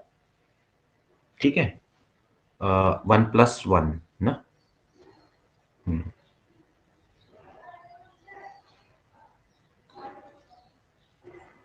अच्छा हाँ, ये तो ये वाला तो आपका माइनस हो गया ना, हाँ ये वाला आपका 0 हो गया। ठीक है, 1 आ जाएगा। ठीक है, 1 1 1 1। ठीक, तो इसका आंसर क्या आ गया, 1 आ गया, कट गया ना, या कॉर्ड फंक्शन है, चलिए। ठीक, तो 1 इसका राइट आंसर। ओके, तो इस तरह से इसको करते हैं। कभी कभार ये क्वेश्चन ऐसे फॉर्म में भी दिया हो सकता है, जैसे ये वाला दिया हुआ है। ये आपने करना है इवेल्युएट 0 से लेकर 2, ऐसे। तो ये भी दोस्तों इसका मतलब क्या है, इसका मतलब वही है, 0 से लेकर 2 है, x minus greatest inter function of x दोस्तों आपको दिया हुआ है। ठीक है, इस तरह से आपने इसको सॉल्व करना है। अब इसको चाहे तो ऐसे भी आप सॉल्व कर सकते हो, या दूसरे तरीके से भी सॉल्व कर सकते हो। ठीक है, दूसरा तरीका क्या है इसको सॉल्व करने का, देखिए आपने इसको जब खोलना है, जैसे ग्रेटेस्ट इंटर फंक्शन को हम खोलना समझते हैं, ऐसे इसको भी समझ सकते हैं। देखिए जैसे मान लेते हैं मैं बोलता हूँ 0.1 है, 0.1 का फ्रैक्शनल पार्ट क्या होता है, 0.1। ठीक है, 0.2 का फ्रैक्शनल पार्ट क्या होगा, 0.2। 0.23 का फ्रैक्शनल पार्ट क्या होगा, 0.23। ठीक है, ऐसे ही 0.999 का फ्रैक्शनल पार्ट क्या होगा, 0.999 ही होगा। समझ रहे हो, इसका मतलब ये है कि जब x की वैल्यू 0 से लेके 1 होती है तो फ्रैक्शनल पार्ट क्या होता है, x के बराबर ही होता है। देख रहे हो, उसी के बराबर आ रहा है, मतलब ये फ्रैक्शनल पार्ट है, ये फ्रैक्शनल पार्ट है, फ्रैक्शनल पार्ट से मैं इसको दिखा रहा हूँ ये। ओके, अब मान लेते हैं जैसे मैं कहता हूं 1.1 का फ्रैक्शनल पार्ट, देखो 1.1 का फ्रैक्शनल पार्ट क्या होगा, 0.1, यानी कि आपने क्या किया, 1.1 में से 1 को माइनस कर दिया। ठीक है, यानी कि आपने x में से 1 माइनस कर दिया। ठीक है, ऐसे ही अगर मैं 2.1 करूंगा, 2.2 करूंगा, इसका फ्रैक्शनल पार्ट क्या होगा, 0.2, यानी कि आपने 2.2 में से 1 को माइनस कर दिया। ठीक है, 2 पॉइंट मतलब सॉरी 2.2 नहीं, मतलब कि अभी 1 पॉइंट पे ही चलते हैं, मैं कहता हूँ 1.4, तो 1.4 का क्या हो जाएगा, 0.4 हो जाएगा, यानी कि आपने सिंपली क्या किया, 1.4 में से 1 को माइनस कर दिया। ठीक है, तो 1.4 में से 1 को माइनस कर दिया। ठीक है, तो कहने का मतलब है कि जब x की वैल्यू 1 से लेके 2 रहती है, 1 से लेके 2 है, तो फ्रैक्शनल पार्ट ऑफ x क्या हो जाता है, x माइनस 1 के बराबर हो जाता है। ठीक है, अब ऐसी x की वैल्यू जब 2 से लेके 3 होगी तो फ्रैक्शनल पार्ट क्या हो जाएगा, x माइनस 2 के बराबर हो जाएगा, मतलब 2 को माइनस करना पड़ेगा। जैसे मैंने अभी एग्जांपल बताया 2.1 है, इसका फ्रैक्शनल पार्ट क्या होगा 0.1, यानी कि 2.1 माइनस 2 करना पड़ा। ठीक है, तो आप इसको ऐसे भी समझ सकते हो। अब इसको कैसे करेंगे, देखो ये जो चीज मैंने आपको बताई, तो सबसे पहले देखो, जैसे है 0 से लेके 2 है, तो इसको मैं लिखूंगा पहले 0 से लेके 1 fractional part of x, plus 1 से लेके 2 फ्रैक्शनल पार्ट ऑफ एक्स। अब आपको पता है 0 से लेके 1 के बीच में फ्रैक्शनल पार्ट ऑफ एक्स क्या होता है, एक्स ही होता है। ओके, तो ये हो जाएगा एक्स dx, और 1 से लेके 2 के बीच में फ्रैक्शनल पार्ट क्या हो जाता है, एक्स माइनस 1 हो जाता है। जैसे मैंने अभी आपको बताया कि भाई 0 से लेके 1 के बीच में कोई भी नंबर ले लो, जैसे 0.21 लोगे तो इसका फ्रैक्शनल पार्ट 0.1 ही होगा, 0.9 भी लोगे तो भी क्या आएगा, 0.9 आएगा। इसका मतलब फ्रैक्शनल पार्ट ऑफ एक्स क्या होता है, एक्स के बराबर होता है जब एक्स की वैल्यू क्या होती है, 0 से लेके 1 होती है। समझ रहे हो? ऐसे ही 1 से लेके 2 है, 1 से लेके 2 के बीच में जैसे मैं कहता हूँ 1.1 है, इसका फ्रैक्शनल पार्ट क्या आ जाएगा, 0.1। इसका मतलब आपने क्या किया, 1.1 में से 1 को माइनस कर दिया, यानी कि x माइनस 1 हो गया। ऐसे ही जब भी आपका 2 से लेके 3 होगा तो 2 को माइनस करना पड़ेगा, तो फ्रैक्शनल पार्ट ऑफ x क्या हो जाएगा, x माइनस 2 हो जाएगा। तो ये भी एक तरीका होता है, ये थोड़ा शॉर्ट पड़ता है कभी कभार। ठीक है, तो 0 से लेके 1 आप कर दो एक्स स्क्वायर बट्टे 2, 0 से लेके 1, यहाँ पर हो जाएगा एक्स स्क्वायर बट्टे 2 माइनस एक्स, यहाँ पर हो जाएगा 1 से लेके 2। ठीक है, तो हो जाएगा 1/2 माइनस 2 दूनी 4, 4/2 माइनस 2 माइनस 1/2 माइनस में का जो प्लस ले लो, यहाँ पर हो जाएगा 1/2 माइनस 1। ठीक, तो ये तो गया, ये हो जाएगा 1/2 माइनस 1/2 आ गया, तो ये तो फिलहाल 0 आ रहा है। ठीक है, तो इस तरह से दोस्तों आप इसको कर सकते हैं। ठीक है, 1/2 माइनस 1, यार ये क्या हो रहा है, मिस्टेक्स क्यों होगी इतनी, एक्स स्क्वायर बट्टे 2 एक्स 1 से लेके 2, हाँ यहाँ पर गड़बड़ हो गई है यार, 2 नहीं 4 माइनस 2 हो गया, 1/2 माइनस 1 हो गया, माइनस माइनस का प्लस है,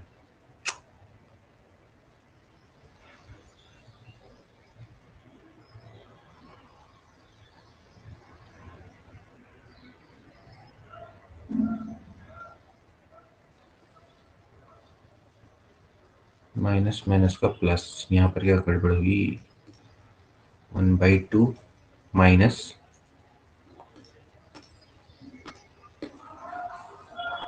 एक बार इसको मिटाते हैं, क्या गड़बड़ करी हमने, ये हो जाएगा 1/2 माइनस 0 हो गया ना, माइनस इसमें करेंगे तो, अरे यार ये माइनस क्यों लिखा मैंने, प्लस हो गया ना तभी तो।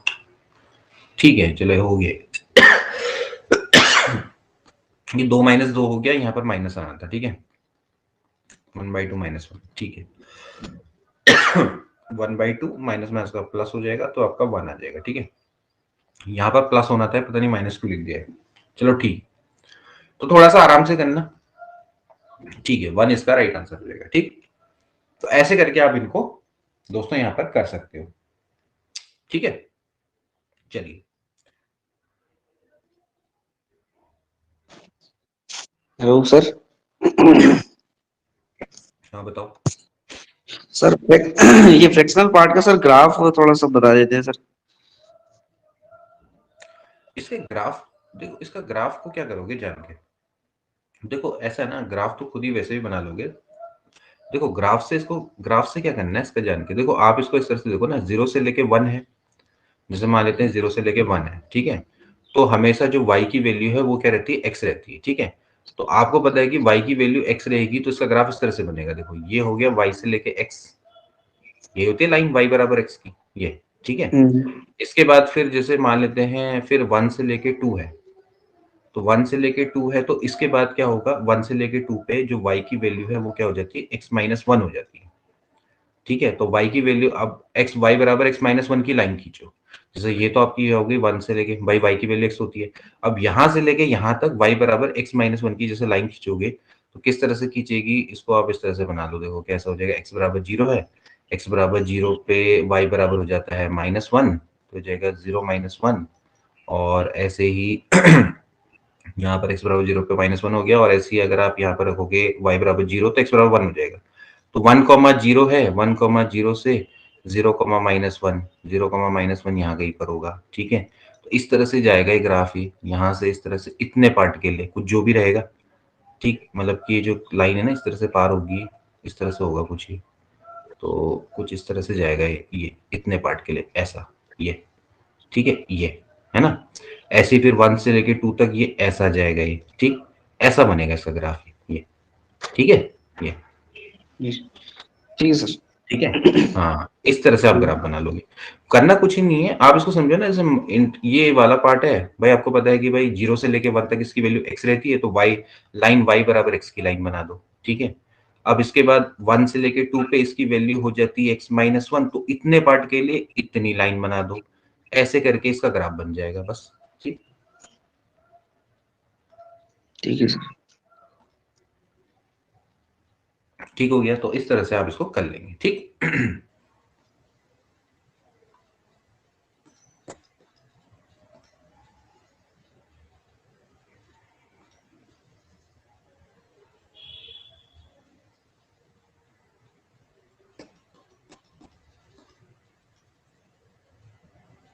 अब ऐसे ही देखो एक और क्वेश्चन जो कि आपका उसी पर है, फ्रैक्शनल पार्ट ऑफ एक्स पर एक क्वेश्चन है। 0 से लेके 4 है, अब ये अंडर रूट है, पहले क्या हो रहा था, स्क्वायर रूट था, अब उल्टा होगा, ठीक है ना। अब आपको पता है भाई एक्स की वैल्यू जब 0 से लेके 1 होती है, तो जो रूट एक्स है उसकी वैल्यू भी क्या रहेगी, 0 से लेके 1। अब आपने क्या देखना पड़ेगा, स्क्वायर रूट के हिसाब से चलना पड़ेगा।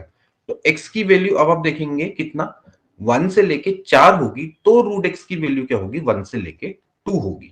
ये तो होना चाहिए मतलब, है ना। भाई अभी तक आप क्या कर रहे थे, स्क्वायर कर रहे थे, उल्टा कर रहे थे, पहले आप लिमिट्स कम ले रहे थे फिर उसका स्क्वायर करते थे, अब आपको लिमिट्स ज्यादा लेनी पड़ेगी, मतलब आपको देखना पड़ेगा भाई परफेक्ट स्क्वायर रूट कौन कौन से है।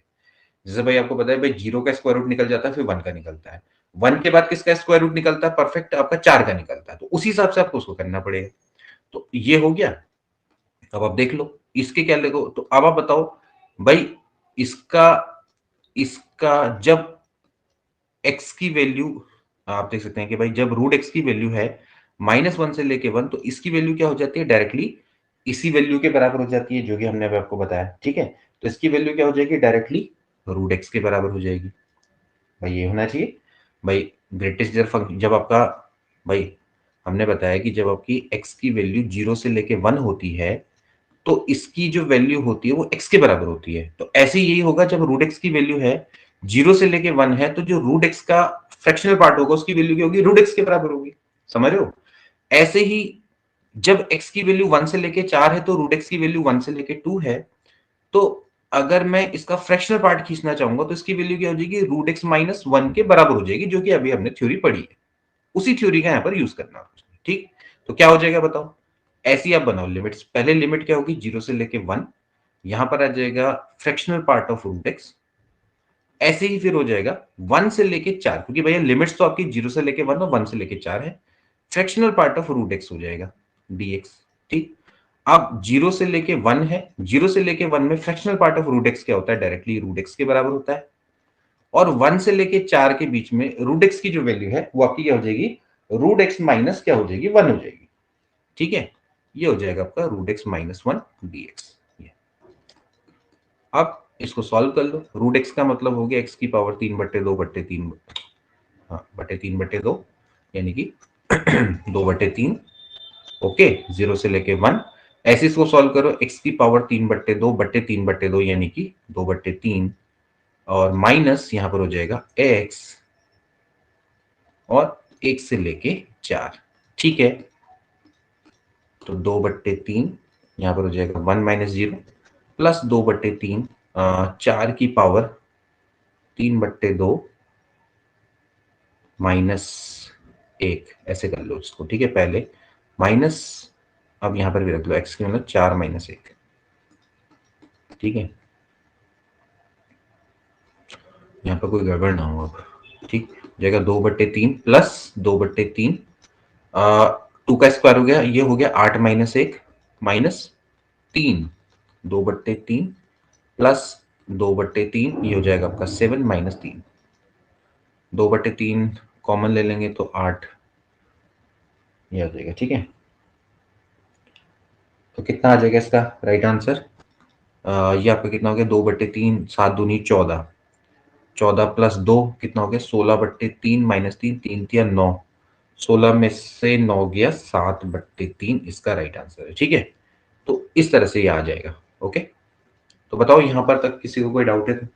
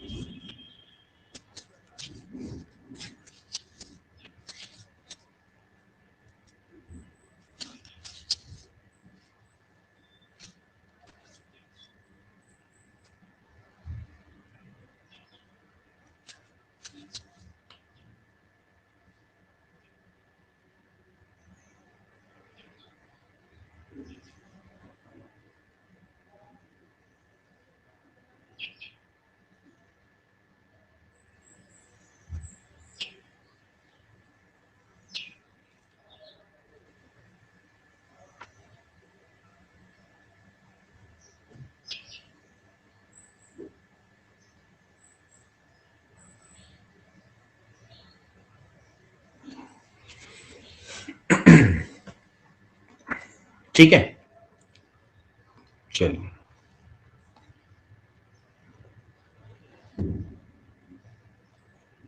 अब ऐसे ही दोस्तों ये कुछ रिजल्ट्स हैं, जैसे कि 0 से लेके x greatest dear function of x आपका कितना होता है, इसकी वैल्यू होती है x greatest dear function of x -1/2 greatest dear of x into greatest dear function of x +1। इस तरह के क्वेश्चन कुछ थोड़ा डिफरेंट स्टाइल के, तो आपको ये प्रूफ करना है कि इसकी वैल्यू ये रहेगी। ठीक है, वैसे आप रिजल्ट को याद भी कर सकते हो, तो लेकिन जैसे इस तरह का क्वेश्चन है तो इसको किस तरह से किया जाता है, आपने बस क्या करना है, थोड़ा सा डेफिनेशन का यूज करना है आपका। ठीक है, अब जैसे मान लेते हैं कि भाई आपको पता है कि भाई greatest integer function of x किस तरह से होता है। जैसे मान लेते हैं कि भाई एक्स की वैल्यू 0 से लेके 1 है, 0 से लेके 1 है, तो greatest integer function of x की वैल्यू क्या होती है, 0 होती है।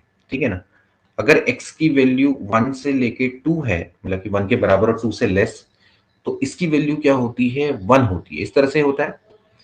तो अगर x की वैल्यू मान लेते हैं k से लेके k+1 मान लेते हैं, कोई भी इंटीजर होगा, k से लेके k+1 तक होगी, यही इसका मतलब है, एक आगे, तो इसकी जो वैल्यू है आपकी क्या होगी, k के बराबर होगी। यही होना चाहिए भाई, कॉन्सेप्ट का मतलब यही कहता है। तो मान लेते हैं कि जो x है, x की वैल्यू k से लेके k+1 के बीच में है, कुछ भी हो सकता है, तो ग्रेटेस्ट फंक्शन ऑफ x की वैल्यू क्या होगी, k के बराबर होगी। भाई ऑब्वियस सी बात है। ठीक है, x की वैल्यू क्या है, k से लेके k+1 के बीच में है, मान लेते हैं, क्योंकि भाई x क्या है, आर्बिट्रेरी। ठीक, तो इसको कैसे किया जाएगा, तो मान लेते हैं जैसे कि मैं इसको तोड़ लेता हूं भाई, 0 से लेके x है, तो मैं इसको ऐसे लिख लेता हूं, 0 से लेके k में मान सकते हैं बीच में कोई greatest function of x plus k से लेके यहां पर आ जाएगा कितना, x तक, ग्रेटेस्ट फंक्शन ऑफ x। ठीक है, अब 0 से लेके के आर्बिट्रेरी है, इससे पहले सारे के सारे क्या रहेंगे, इंटीजर होंगे। तो दोस्तों मैं इसको भी क्या कर सकता हूं, ऐसे आगे तोड़ सकता हूं। कैसे लिखूंगा, 0 से लेके 1, ठीक है, फिर 1 से लेके 2,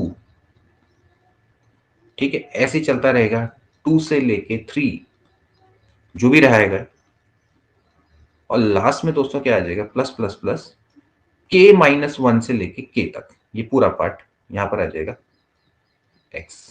ठीक है, और k से लेके x है, भाई आपको पता है जब k से लेके k+1 या कुछ भी हो, k से जब x की वैल्यू k से लेके k+1 के बीच में होती है, तो ग्रेटेस्ट फंक्शन की वैल्यू क्या होती है, k होती है।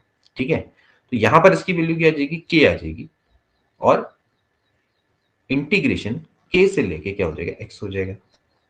ठीक, अब इसको थोड़ा सा सॉल्व करते हैं। देखो इस वाले पार्ट है, भाई हमें पता है इसकी वैल्यू क्या होगी, यहाँ पर तो हो जाएगी 0, या 0 से लेके 1 के बीच में इसकी वैल्यू क्या होती है, 0 होती है। ठीक है, तो यहाँ पर आप इसको इस तरह से लिख लो, 0 हो गई। यहाँ पर आप देखेंगे तो इसकी वैल्यू क्या हो जाएगी, 2-1। ओके, मतलब 2-1 यहाँ पर अगर आप देखेंगे तो, या फिर मैं इसको डायरेक्टली ऐसे भी लिख सकता हूँ। देखो किस तरह से मैं इसको ऐसे लिख सकता हूँ कि इसकी वैल्यू, यहाँ पर आप इसको ऐसे लिख लो। देखो इसको हम लिखेंगे, यहाँ पर तो इसकी वैल्यू 0 है, यहाँ पर इसकी वैल्यू है 1, 2-1। ठीक है, यहाँ पर वैल्यू इसकी 2, यह है 3-2, ऐसे करके चलता रहेगा। ठीक है, और लास्ट में यहाँ पर आज आपका कितना आ जाएगा, देखो यहाँ पर आ जाएगा आपका k-1, क्योंकि जस्ट जैसे यहाँ पर 2 से लेके 3 आ रहा है, तो यहाँ पर क्या आना चाहिए, k-1 आना चाहिए। और ये हो जाएगा आपका k-1, ठीक है, ये चलता रहेगा। और प्लस k तो बाहर आ जाएगा और क्या बच जाएगा आपका x माइनस k बच जाएगा। ओके, ये तो इसको आप सॉल्व करें तो हो जाएगा 1 प्लस 2 प्लस 3 से लेके ये हो गया आपका k-1, ये जितना भी आएगा k-1 1 ही हो गया, plus k into x minus के, ठीक है। अब आप जानते हैं दोस्तों ये क्या है, आपकी एक एपी है, इसका सम कितना होता है k into k-1/2 plus k into x minus के, ऐसे लिख सकते हैं इसको, ठीक है। तो ये आपका कितना आ जाएगा, देखो यहाँ से इसको अगर आप सॉल्व करेंगे तो ये जाएगा आपका इसको मैं ऐसे सॉल्व कर देता हूँ, k इंटू k-1/2 प्लस के एक्स माइनस के स्क्वायर, ठीक है। तो इस वाले पार्ट को तो आप इधर ले जाओ, ये हो जाएगा के एक्स माइनस या प्लस के इंटू k-1/2 माइनस के स्क्वायर, ठीक है। आप इसको ऐसे लिख लो के एक्स प्लस, इन दोनों को थोड़ा सॉल्व कर लो, ये हो जाएगा के कॉमन ले लेंगे, अंदर बच जाएगा k-1/2 माइनस के बच जाएगा, ठीक है। तो के एक्स प्लस के -1 माइनस में इसका प्लस 2k/2,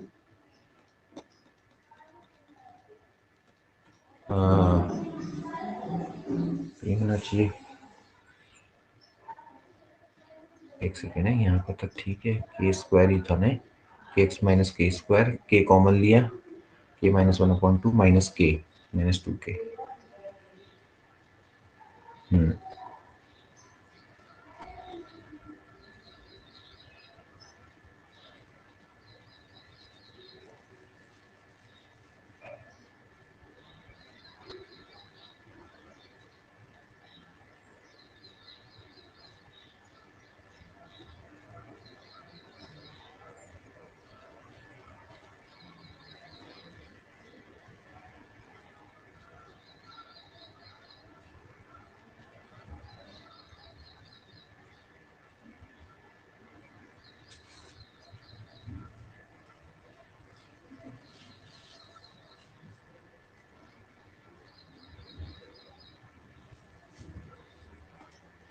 यहाँ पर तक तो ठीक है, के एक्स हो गया आपका, यहाँ पर हो गया माइनस के स्क्वायर, के इंटू k-1/2,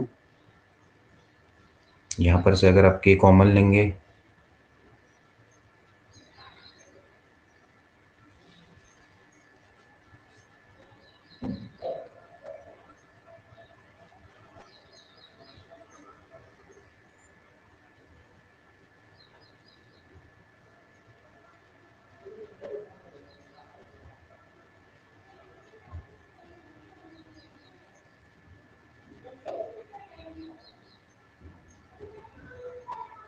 क्या मुसीबत है यार, ये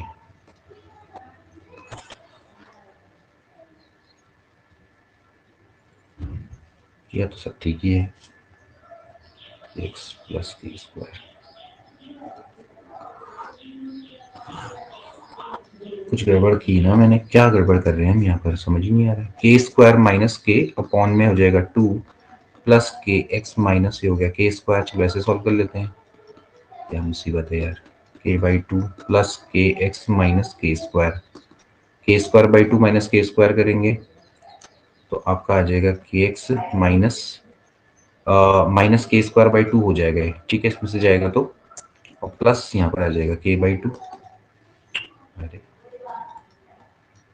minus k/2 -1/2 k into k+1, अब आ गया है। इससे पहले क्या गड़बड़ की थी फिर हमने भाई,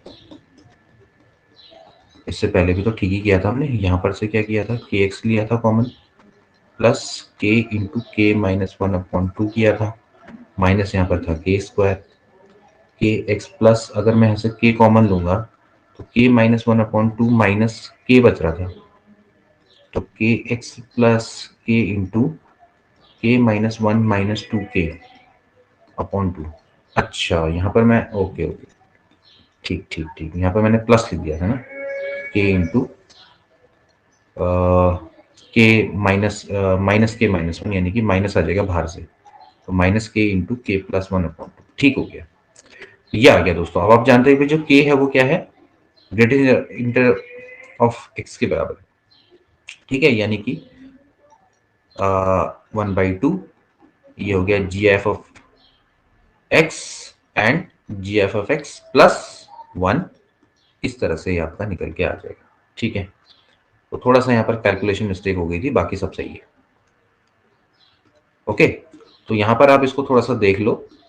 आपको क्या है ना कि भाई जीरो से लेके एक्स, एक्स आर्बिटेरी है, एक्स से लेके dx आपको वैल्यू निकालनी है। ठीक है, अब आप इसको किस तरह से निकालेंगे, इसकी जो वैल्यू होती है वो ये होती है, यानी कि x g f of x minus 1/2 g f of x into g f of x plus 1। ठीक है, तो आपने क्या किया कि भैया x को मान लिया, क्योंकि x आर्बिट्रेरी है तो हमने मान लिया कि भैया इसकी जो वैल्यू है वो k से लेके k प्लस 1 के बीच में है, कुछ भी हो सकता है।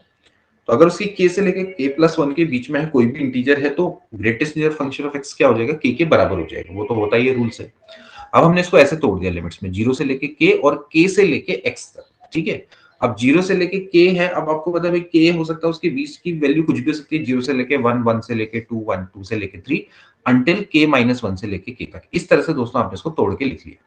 ठीक है, और क्योंकि आपको पता है कि x की वैल्यू है वो k से लेके k प्लस 1 के बीच में, तो k से स्टार्ट हो रहा है x तक जा रहा है, तो ऑफकोर्स इसकी वैल्यू क्या हो जाएगी, k हो जाएगी। ठीक है ना, तो यहाँ पर इसको आपने इस तरह से लिख दिया, तो k से लेके यहाँ पर x तक इसकी वैल्यू क्या हो जाएगी, k हो जाएगी। ठीक है, बाकी आपने इसको नॉर्मली सॉल्व किया। ठीक है, इसके बाद आपने यहाँ पर लिमिट्स लगाई, जीरो से लेके 1 के बीच में 0 होता है, 1 से लेके 2 के बीच में 1 होता है, 2 से लेके 3 के बीच में एक्चुअली 2 होता है, तो वही मैं लगाते हुए चले गया, और इसी k माइनस 1 से लेके k के बीच में k माइनस 1 होगा। ठीक है, जैसे यहाँ पर कर रहे हैं। उसके बाद आपने क्या करना है, यहाँ पर सिंपली सॉल्व करना है इसको, और ये आपका 1 से लेके k माइनस 1 तक का सम है। 1 से लेके समीशन n क्या होता है, n इंटू एन प्लस 1/2 होता है, तो समीशन k माइनस 1 क्या होता है, k इंटू k माइनस 1/2 होता है। इसके बाद आपने क्या करना है, बस इसको सॉल्व करना है। ये देखो आपने इसको सॉल्व किया है, सॉल्व किया है, तो आपकी जो वैल्यू है ये आपकी निकल के आ गई। क्या ये वैल्यू निकल के ये आ जाएगी, के एक्स माइनस 1/2 के इंटू के प्लस 1। अब k की जो वैल्यू है मैंने आपको पहले बताया, ये है greatest integer function of x के बराबर, तो यहाँ पर इसकी वैल्यू को रख दो। इस तरह से आपका आंसर यहाँ पर से निकल के आ जाएगा। ठीक है, आई होप कि आपको सोल्यूशन अच्छे से समझ में आ गया होगा। सोल्यूशन को एक दो बार और देख लेना, अच्छे से क्लियर हो जाएगा। ठीक है,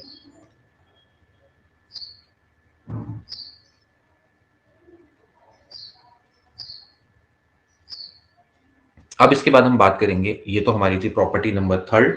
ठीक है, प्रॉपर्टी नंबर थर्ड से रिलेटेड मैंने आपको इतनी सारी चीजें बता दी। ठीक है, कैसे कैसे आप इंटरवल ब्रेकिंग करते हैं। ठीक है, अब इसके बाद दोस्तों अगली जो प्रॉपर्टी है, it is again a very very important property, यानी कि जीरो से लेकर a f x d x क्या होता है, जीरो से लेकर ये F A minus x d x के दोस्तों बराबर होता है। बड़ी इंपॉर्टेंट दोस्तों प्रॉपर्टी है, बिल्कुल अच्छे से ध्यान में रखनी है इस प्रॉपर्टी को। ठीक है, इस प्रॉपर्टी को भी दोस्तों हम बहुत आसानी से प्रूफ कर सकते हैं। कैसे प्रूफ करेंगे, बस या तो आप लेफ्ट से राइट को प्रूफ कर लो या राइट से लेफ्ट को प्रूफ कर लो।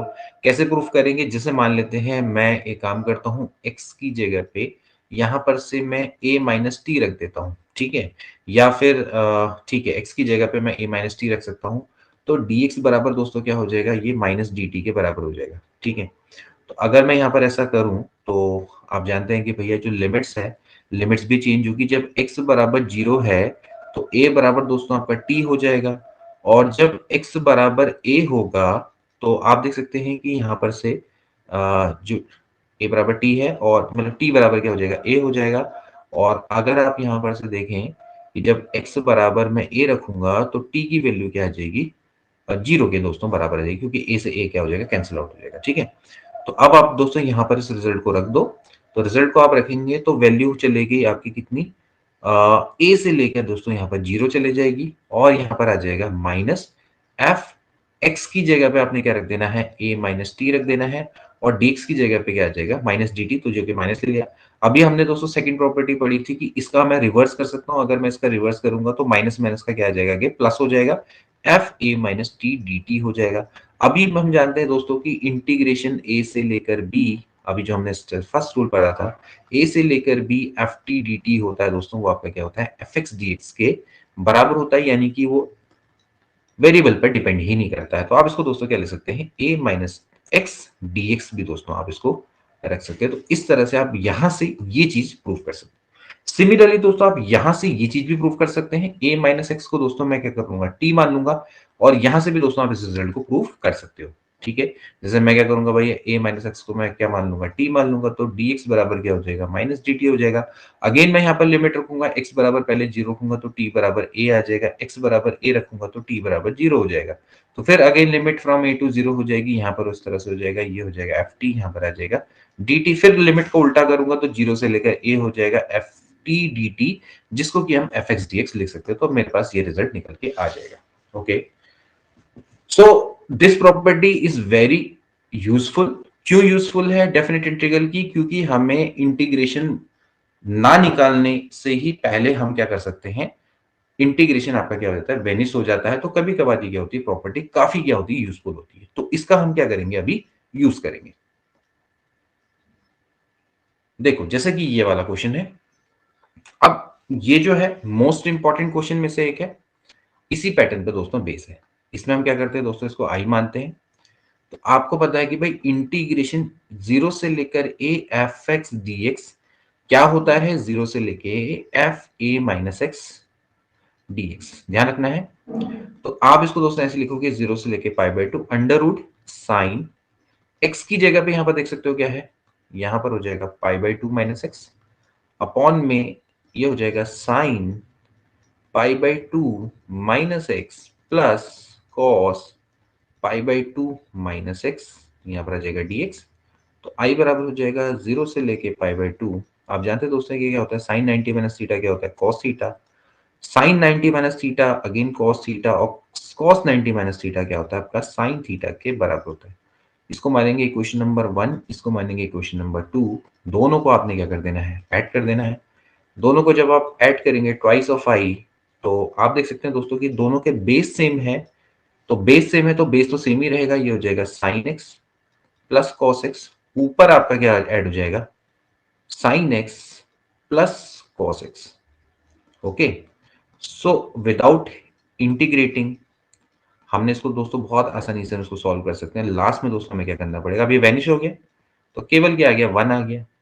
1 का इंटीग्रेशन क्या होता है, x यानी कि पाई बाई टू, तो आई बराबर आपका क्या हो जाएगा, पाई बट्टे 4 के बराबर हो जाएगा। ठीक है, सो ये इस तरह से आपका आंसर निकल के आ जाएगा। ओके, बहुत आसान है। तो वैसे जनरली कभी कभार क्या होता है कि आप इसको इस तरह से भी कर सकते हैं, upper limit minus lower limit divided by 2, जब आपके सामने दोस्तों इस तरह का फंक्शन आता है जो कि वैनिश हो जाए। ठीक है, इसको आपने क्या करना पड़ेगा, रिकग्नाइज करना सीखना पड़ेगा। ठीक, चलिए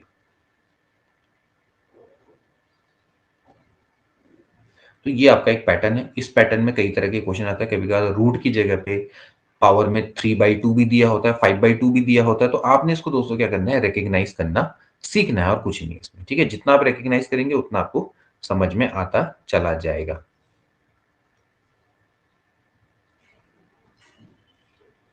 तो देखिए कुछ इंपॉर्टेंट महत्वपूर्ण क्वेश्चन, जैसे 0 से लेके pi by two log 10x है, इसको हमें निकालना है। कैसे निकालेंगे, उसी पर बेस्ड क्वेश्चन है। 0 से लेके इसको लिखेंगे pi by two log 10x, equation number 1। ऐसे ही आप लिखेंगे 0 से लेके pi by two, we know that इसको हम लिख सकते हैं 10 pi by two minus x d x, लिखा जा सकता है। 1090 माइनस जो थीटा होता है वो आपका दोस्तों होता है कॉट थीटा। अब दोस्तों आपने क्या कर देना है, इन दोनों को ऐड कर देना है, ट्वाइस ऑफ आई। 0 से लेके हो जाएगा pi by two log a plus log b, तो हो जाएगा log 10x plus log cot x d x. Log a plus log b होता है लॉग ए इंटू बी, यानी कि हो जाएगा लॉग 10x इंटू दोस्तों हो जाएगा कॉट एक्स। 10x और कॉट एक्स एक दूसरे के रेसिप्रोकल हैं तो कट जाएंगे, तो सिंपली क्या बच जाएगा, लॉग 1, जो कि आपका क्या हो जाएगा दोस्तों, 0 के बराबर हो जाएगा। तो फाइनली जो आपका इंटीग्रेशन है वो भी आपका क्या आ जाएगा, 0 के बराबर आ जाएगा। तो इस तरह से आप इसका आंसर यहाँ पर निकाल सकते हो। ठीक है, ऐसे ही दोस्तों आपका एक और महत्वपूर्ण क्वेश्चन जो कि बड़ा मोस्ट इंपॉर्टेंट क्वेश्चन है, ये वाला क्वेश्चन भी आप आ चुका है पहले। तो 0 से लेके pi by four log 1 plus 10x है, इसको भी दोस्तों आप इसी की मदद से सॉल्व करोगे। ये सारे पैटर्न आपको दोस्तों याद होने चाहिए, जितने प्रैक्टिस करोगे उतना समझ में आता चला जाएगा। इसको आप दोस्तों लिखेंगे 10 pi by 4 minus x, okay, D x. इसको सॉल्व कैसे किया जा रहा है, इसको आप याद करते चले जाओ कैसे कैसे बनाना है। 10 100 sorry 10 pi by 4 minus x क्या होता है, ये होता है 1 minus 10x upon 1 plus 10x dx। हम क्या करेंगे अब आगे, इसको चलो आई मान लो कुछ देर के लिए, ये वाला पार्ट आई है। 0 से लेके पाई बाई 4 हो जाएगा लॉग, एलसीएम लेंगे 1 प्लस 10x 1 माइनस 10x, तो ये आ जाएगा 2 अपॉन 1 प्लस 10x, क्योंकि आप एलसीएम लेंगे तो 10x से 10x कट जाएगा, ऊपर क्या बच जाएगा 2 बच जाएगा, ठीक है। 1 प्लस 10x 1 माइनस 10x, यहाँ पर हो गया dx। Now I equals to log a upon b, क्या होता है log a minus log b, यानी कि हो जाएगा log 2 minus log 1 plus 10x dx, okay. अब इसको सॉल्व करेंगे आगे तो हो जाएगा 0 से लेके पाई बट्टे 4 log 2 dx माइनस 0 से लेके पाई बट्टे 4 log 1 plus 10x dx। Now this is equals to I, तो ये आई इधर जाके क्या बन जाएगा, ट्वाइस ऑफ आई बन जाएगा। log 2 तो दोस्तों है कांस्टेंट, इंटीग्रेशन कांस्टेंट का क्या हो जाएगा, एक्स हो जाएगा, लिमिट चल जाएगी 0 से लेके पाई बट्टे 4।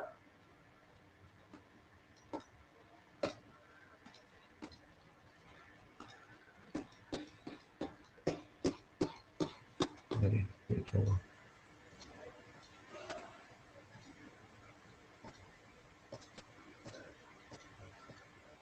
अरे यार ये क्या हो गया भैया,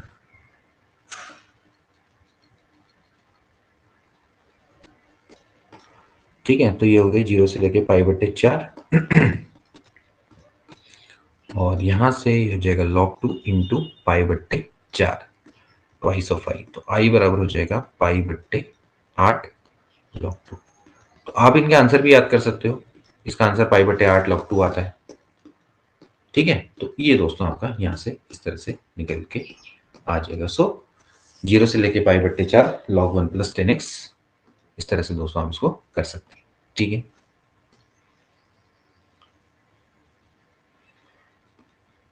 ऐसे ही दोस्तों आपके ये वाले क्वेश्चन है, जैसे कि ये वाला है, इसको भी दोस्तों आप इस तरह से करोगे, इसको लिखोगे sine 90 minus theta cos 90 minus theta, उसके बाद दोस्तों इसको आई मान के फिर क्या करोगे, ऐड करके इसको सॉल्व करोगे, ठीक है। तो आप इसको खुद करेंगे। इसका मैं आपको आंसर बताता हूँ, इसका आंसर कितना आएगा, इसका आंसर आएगा 0, ठीक है, निकाल लेंगे। ये वाला क्वेश्चन है, ये मैं बताता हूँ आपको, 0 से लेके पाई बाई 2 है, ये आपका क्या दिया हुआ है, 2 log sin x दिया हुआ है और log 2 sin x दिया हुआ है, ठीक है। तो 2 log sin x minus log sin 2x है, इसको सॉल्व करना है।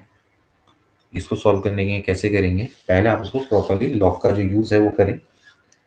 तो लॉग का यूज करने के लिए आपको क्या करना पड़ेगा, 0 से लेके pi by 2, 2 log sin x है आप इसको तो ऐसे ही रहने दो, या चलो आप एक काम करो, इसको आप ऐसे लिख लो, log sin स्क्वायर x लिख लो minus log sin 2x dx, ठीक है।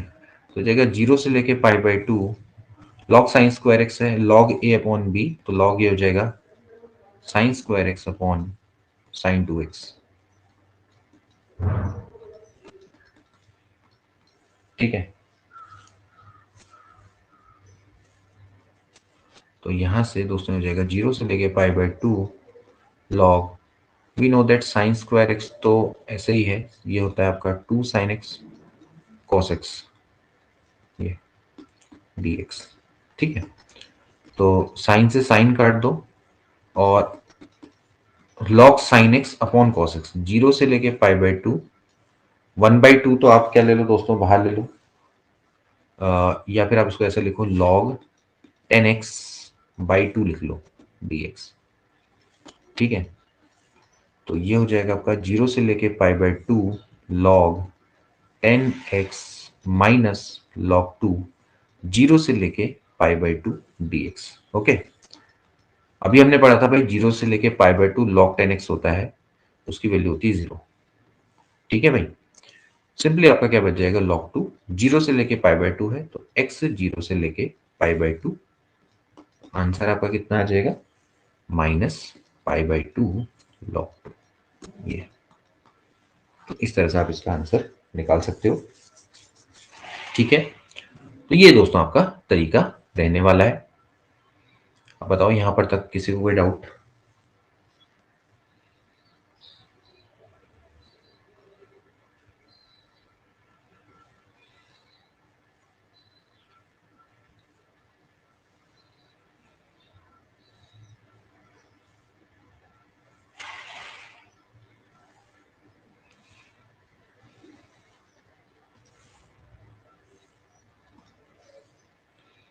क्लियर है, समझ में आ रहा है?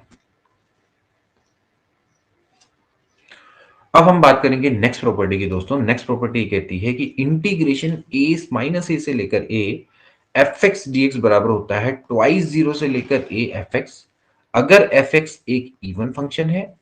जीरो होगा अगर एफ एक्स आपका क्या होगा, एक ऑड फंक्शन होगा। ठीक है, मतलब कि माइनस ए से लेकर a f x d x की आपको वैल्यूज होगी जीरो अगर एफ एक्स आपका ऑड फंक्शन है, इवन फंक्शन होगा तो इसकी वैल्यू ट्वाइस होगी। ठीक है, अब इसको देखिए, मैं इसको ऐसे लिख सकता हूँ, माइनस ए से लेकर जीरो लिख सकता हूँ क्योंकि आपको लिमिट ब्रेकेट करनी पड़ेगी, प्लस इसको लिखूंगा जीरो से लेकर a f x d x लिख सकता हूँ। अब दोस्तों यहां पर आपने ध्यान रखना है, लेट मैं एक्स की जगह पे माइनस टी रखता हूँ, तो dx बराबर क्या हो जाएगा, माइनस ऑफ dt। और जो लिमिट है वो कैसे कैसे चेंज होगी, देखो लिमिट्स हो जाएगी, x की वैल्यू जब आपकी माइनस ए है तो जो माइनस टी की वैल्यू है वो a हो जाएगी, और जब x की वैल्यू जीरो है तो t की वैल्यू क्या हो जाएगी, जीरो हो जाएगी। तो जो लिमिट्स है वो आपकी हो जाएगी a से लेके जीरो। यहां पर आपका दोस्तों आ जाएगा f माइनस टी, dx की जगह पे आ जाएगा minus d T plus zero से लेकर ए एफ एक्स डी, इसको तो छूना नहीं है।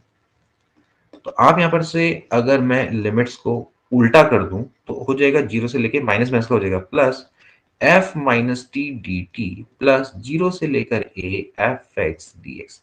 ओके, सो जीरो से लेकर ए यहां पर आ जाएगा F minus x d x plus zero से लेकर a f x d x. Okay, अब साफ साफ दोस्तों यहां पर आप देख सकते हैं, पहला केस ये हो सकता है, पहला केस अगर f minus x f x के बराबर हो जाए, यानी कि दोस्तों अगर ये इवन फंक्शन हो जाए तो उस केस में जीरो से लेकर ए ये बन जाएगा एफ एक्स डी एक्स, और ये हो जाएगा जीरो से लेकर a f x d x, तो इसकी वैल्यू हो जाएगी ट्वाइस जीरो से लेकर a f x d x के बराबर। ठीक है, और जो दूसरा केस है वो ये हो सकता है कि f minus x minus of F x के बराबर हो, यानी कि दोस्तों ये ऑड फंक्शन हो, तो उस केस में इसकी वैल्यू आपकी क्या हो जाएगी, minus of F x plus zero से लेकर a f x d x हो, तो इसकी वैल्यू आपकी क्या हो जाए, जीरो हो जाए। ओके, तो इस तरह से आप दोस्तों इसको यहाँ पर आसानी से समझ सकते हैं। ठीक है, तो ये दोस्तों आपने यहाँ पर समझना है। ओके, और यहाँ पर इसको ग्राफिकली भी दोस्तों शो किया गया है। ये है आपका दोस्तों एक इवन फंक्शन का ग्राफ, और ये दोस्तों आपका क्या है, एक ऑड फंक्शन का ग्राफ है। इवन फंक्शन क्या होता है दोस्तों, आपका वाई एक्सिस के सिमेट्रिकल होता है, तो उस केस में आपकी जो माइनस ए से लेकर zero F x d x की जो वैल्यू होती है, माइनस ए से लेकर zero F x d x होता है, वो आपका क्या होता है, जीरो से लेकर a f x d x के बराबर होता है। ठीक है, तो ये आपका यानी कि ये वाला पार्ट और ये वाला पार्ट दोनों के दोनों क्या होंगे, बराबर होंगे, तो इसका आंसर क्या आ जाएगा, ट्वाइस आ जाएगा, जीरो से लेकर a f x d x. जबकि हम बात करते हैं ऑड फंक्शन की, तो दिस इज सिमेट्रिकल तो होता है लेकिन अबाउट क्वाड्रेंट होता है। तो इस केस में आपकी माइनस ए से लेकर zero F x d x है, इसकी वैल्यू माइनस में चले जाती है जीरो से लेकर a f x d x. आप देख सकते हैं कि ये जो कर्व है यहाँ पर दोस्तों क्या आ गया, ये है तो सही, एरिया तो सेम है, लेकिन ये जो एरिया है नीचे की ओर को क्या हो गया, नेगेटिव हो गया। यहाँ पर क्या है, एरिया क्या है, दोनों पॉजिटिव है। ठीक है, तो आप दोस्तों इसको इस तरह से ग्राफिकली भी यहाँ पर आराम से समझ सकते हैं। तो ये आप दोस्तों यहाँ पर देख लीजिए, ये आपका एक इवन फंक्शन का ग्राफ है। ठीक है, और ये दोस्तों आपका एक ऑड फंक्शन का ग्राफ है। ठीक है, तो आप इसको ग्राफिकली भी दोस्तों यहाँ पर अच्छे से समझ सकते हैं। आई होप कि दोस्तों आपको प्रूफ भी अच्छे से समझ में आ गया होगा। ठीक है, चलिए नेक्स्ट देखेंगे इस पर बेस्ड कुछ क्वेश्चन।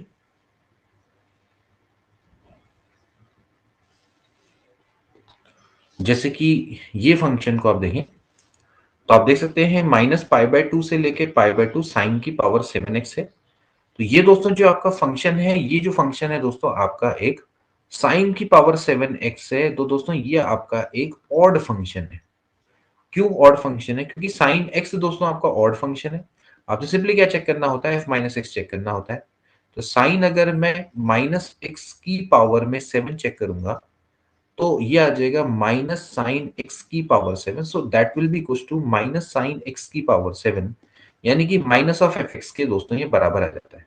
तो ये दोस्तों ये चीज को प्रूव कर लेता है कि ये आपका एक ऑड फंक्शन है। ठीक है, अगर ये ऑड फंक्शन है तो सिंपल सी बात है कि इसका जो इंटीग्रेशन हो जाएगा वो आपका क्या हो जाएगा? 0 हो जाएगा, माइनस के से लेकर ए थ्योरी के अकॉर्डिंग।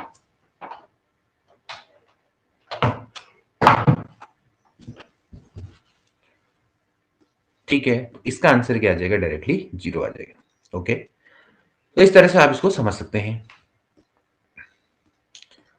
ऐसे ही अगर मैं इसकी बात करूं तो वी नो दैट, जैसे कि साइन स्क्वायर एक्स है, तो साइन स्क्वायर एक्स की हम बात करते हैं। तो साइन एक्स तो दोस्तों आपका एक इवन फंक्शन है, ऑड फंक्शन है, बट क्योंकि क्योंकि इसका दोस्तों स्क्वायर हो गया तो ये आपका दोस्तों एक इवन फंक्शन बन जाएगा।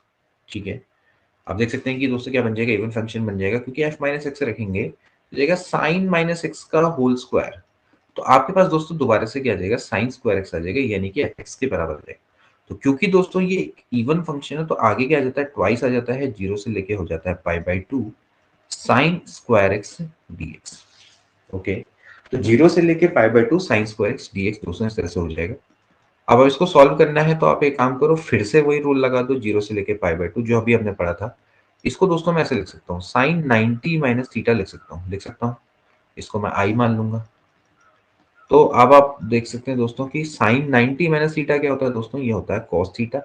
तो कॉस स्क्वायर एक्स आ जाएगा। इक्वेशन नंबर 1 है, इक्वेशन नंबर 2 है, दोनों को ऐड कर देता हूँ। तो ट्वाइस आई, ट्वाइस में जीरो से लेके pi by two sine square x plus cos square x, दोनों का सम होगा कितना? 1। 2 से 2 कट गया, एक्स बराबर दोस्तों आपका कितना आ जाएगा? पाई बाय टू इसका राइट आंसर निकल के आ जाएगा।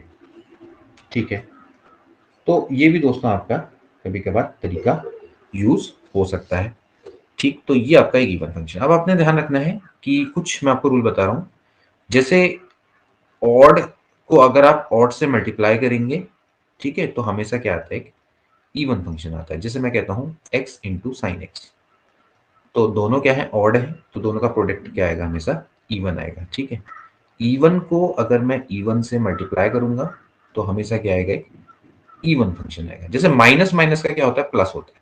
प्लस इंटू प्लस क्या होता है? प्लस होता है। ठीक है, तीसरा तीसरा डेफिनेटली क्या होगा? ऑड को अगर मैं इवन से मल्टीप्लाई करूंगा तो क्या फंक्शन आना चाहिए? ऑड फंक्शन आना चाहिए। ठीक है, जैसे मैं कहता हूं भाई x square into sine x, तो ये तो भले ही इवन फंक्शन है, ये आपका ऑड है, लेकिन दोनों का जो प्रोडक्ट है वो आपका क्या आएगा? ऑड फंक्शन आएगा। तो ये चीजें थोड़ा सा आपने यहाँ पर समझनी है। ठीक, इसी के हिसाब से आप चीजों को समझेंगे। ठीक है, तो अब देखो जैसे यहाँ पर आपको साफ साफ दिख रहा है, ये है आपका एक ऑड फंक्शन, ये वाला क्या है? एक इवन फंक्शन है। दोनों का जो प्रोडक्ट होगा वो ऑड फंक्शन होगा, तो इसलिए क्या हो जाएगा? इसका आंसर डायरेक्टली 0 हो जाएगा। ठीक है, आपको उसको ज्यादा कैलकुलेट करने की आवश्यकता नहीं है। ठीक है, तो ऐसे दोस्तों आपको थोड़ा सा समझने होंगे कि भाई किस तरह से आप चीजों को इवेल्युएट करेंगे। इवन फंक्शन, ऑड फंक्शन, बहुत अच्छे से आपको चीजें बताई गई हैं। ठीक है, चलिए अब हम बात करेंगे next very very important property के बारे में। ये प्रॉपर्टी है, अगर जीरो से लेके 2a F x d x की हम बात करें तो उसकी वैल्यू होती है ट्वाइस जीरो से लेकर F x d x if F two a minus x अगर एफ एक्स के बराबर हो। जीरो हो जाएगा अगर f two a minus x क्या हो? माइनस एफ एक्स के बराबर हो। लेट्स सी, देखो जैसे कि मैंने बताया भाई जीरो से लेके है 2a F x d x. Okay, इसको मैं ऐसा लिख सकता हूं भैया, a है वो आपका जीरो से लेकर 2a के बीच में लाई करेगा, तो जीरो से लेकर a f x d x plus a से लेके 2a F x d x, ऐसे मैं लिख सकता हूँ उसको। ठीक है, इस तरह से मैं दोस्तों इसको लिख सकता हूँ। ठीक है, कोई दिक्कत नहीं है। अब एक काम करता हूँ, यहाँ पर x की जगह पे एक सब्स्टिट्यूशन करता हूँ 2a माइनस टी, जैसे कि क्वेश्चन में दिखाया गया है 2a माइनस टी है, तो यहाँ पर 2a माइनस एक्स दिख रहा है, तो वही रख देता हूँ केवल इस वाले पार्ट में। तो dx बराबर हो जाएगा minus d t. Now limits are very very important. x की वैल्यू जब a है तो टी की वैल्यू क्या हो जाएगी, आप देख सकते हैं यहाँ पर से a माइनस टू ए, यानी कि टी की वैल्यू a के बराबर हो जाएगी, ठीक है। और जब x की वैल्यू 2a है तो t की वैल्यू 0 हो जाने वाली है, ठीक है। तो 0 से लेकर a f x d x must be minus, यहां पर हो जाएगा a से लेके 0 F 2a minus T d T. उल्टा करेंगे लिमिट को तो 0 से लेकर a f x d x बराबर हो जाएगा माइनस माइनस हो जाएगा प्लस 0 से लेकर a F two a minus T d T को 2a minus x d x लिख देता हूं, ओके। तो भैया अब फिर यहां पर देख सकते हो केस बनेगा केस नंबर 1 पहला, अगर f two a minus x है वो आपका एफ एक्स के बराबर होता है तो ये डायरेक्टली एफ एक्स के बराबर होगा, तो इसकी जो वैल्यू है कितनी आ जाएगी, ट्वाइस 0 से लेकर a f x d x के बराबर आ जाएगी, ये और ये ऐड हो जाएंगे, ठीक है। एंड सिमिलरली केस नंबर 2 है वो ये बोलेगा कि F two a minus x अगर आपका माइनस एफ एक्स के बराबर आता है तो ये वाला पार्ट है दोस्तों आपका माइनस एफ एक्स हो जाएगा, तो ये और ये कैंसिल आउट हो जाएंगे तो इसकी वैल्यू क्या आ जाएगी, 0 आ जाएगी, ठीक है। ये चीज दोस्तों यहाँ पर आपको दिखाई दी है कि 0 से लेकर 2a है, इसकी वैल्यू ट्वाइस 0 से लेकर a f x d x है। अगर f two a minus x f x के बराबर होगा, अगर f two a minus x minus f x के बराबर होगा तो इसकी वैल्यू क्या हो जाएगी, 0 के बराबर हो जाएगी। अब देखिए यहाँ पर इसको ग्राफ से भी शो किया गया है। यहाँ पर दोस्तों y एक्सिस ना लेके, जैसे कि आपको पता है कि लिमिट्स थोड़ी है 0 से लेकर a और a से लेकर 2a, तो ये दोस्तों जो लाइन है x बराबर a की है। तो आप अगर देखें कि अगर आपका जो कर्व है वो F two a minus x अगर एफ एक्स के बराबर है तो जो कर्व है दोस्तों ये आपका x बराबर a की जो लाइन है उसके रिस्पेक्ट में सिमेट्रिकल होगा, इस तरह से देख रहे हैं, इस तरह से सिमेट्रिकल होगा, यानी कि a से लेकर जो 2a F x d x है वो आपका दोस्तों क्या होगा, 0 से लेकर a f x d x के बराबर होगा, ओके। यानी कि कर्व आपका सिमेट्रिकल होगा x बराबर a से, ठीक है। अब ऐसा ही केस यहाँ पर x बराबर a की ये लाइन है, अगर जो कर्व है वो आपका f two a minus x minus f x के बराबर है तो इसका मतलब है जो कर्व होगा वो सिमेट्रिकल होगा इस तरह से, मतलब इस पॉइंट से ऑल्टरनेट में सिमेट्रिकल, ठीक। तो सिंपल सी बात है कि a से लेकर 2a F x minus x होगा वो माइनस 0 से लेकर a f x d x के बराबर हो जाएगा, ठीक है। तो कर्व से भी दोस्तों हम इसको आसानी से समझ सकते हैं। यहाँ पर हमने क्या किया, लिमिट को ब्रेक किया फ्रॉम 0 टू a से लेकर 2a। तो ये दोस्तों आपका कर्व रहेगा इन द केस कि अगर आपका इस केस में जब f two a minus x बराबर एफ एक्स के बराबर होगा, और अगर मान लेते हैं f two a minus x minus f x के बराबर होगा तो इस तरह का दोस्तों आपका ग्राफ बनेगा। तो देख सकते हैं कि जो 0 से लेकर एफ एक्स जी एक्स होगा वो आपका क्या होगा, माइनस में हो जाएगा, मतलब इसकी वैल्यू हो जाएगी माइनस ए से लेकर एफ एक्स जी एक्स। आप देख सकते हैं कि ये वाला जो पार्ट है, ये वाला पार्ट आपका प्लस में दिखाई दे रहा है, ये वाला पार्ट आपका माइनस में दिखाई दे रहा है, ठीक। तो इस तरह का कर्व आपको देखने को मिलेगा, ठीक। अब इसी पर बेस्ड एक क्वेश्चन देखते हैं, ये वाला क्वेश्चन है। तो 0 से लेकर 2 पाई है cos की पावर 5x है, ठीक है। तो किस तरह से इसको करेंगे, सबसे पहले हम जानते हैं भाई 0 से लेकर 2 पाई है, हम जानते हैं भाई रूल ये होता है कि इसको हम लिख सकते हैं 2 पाई माइनस एक्स लिख सकते हैं।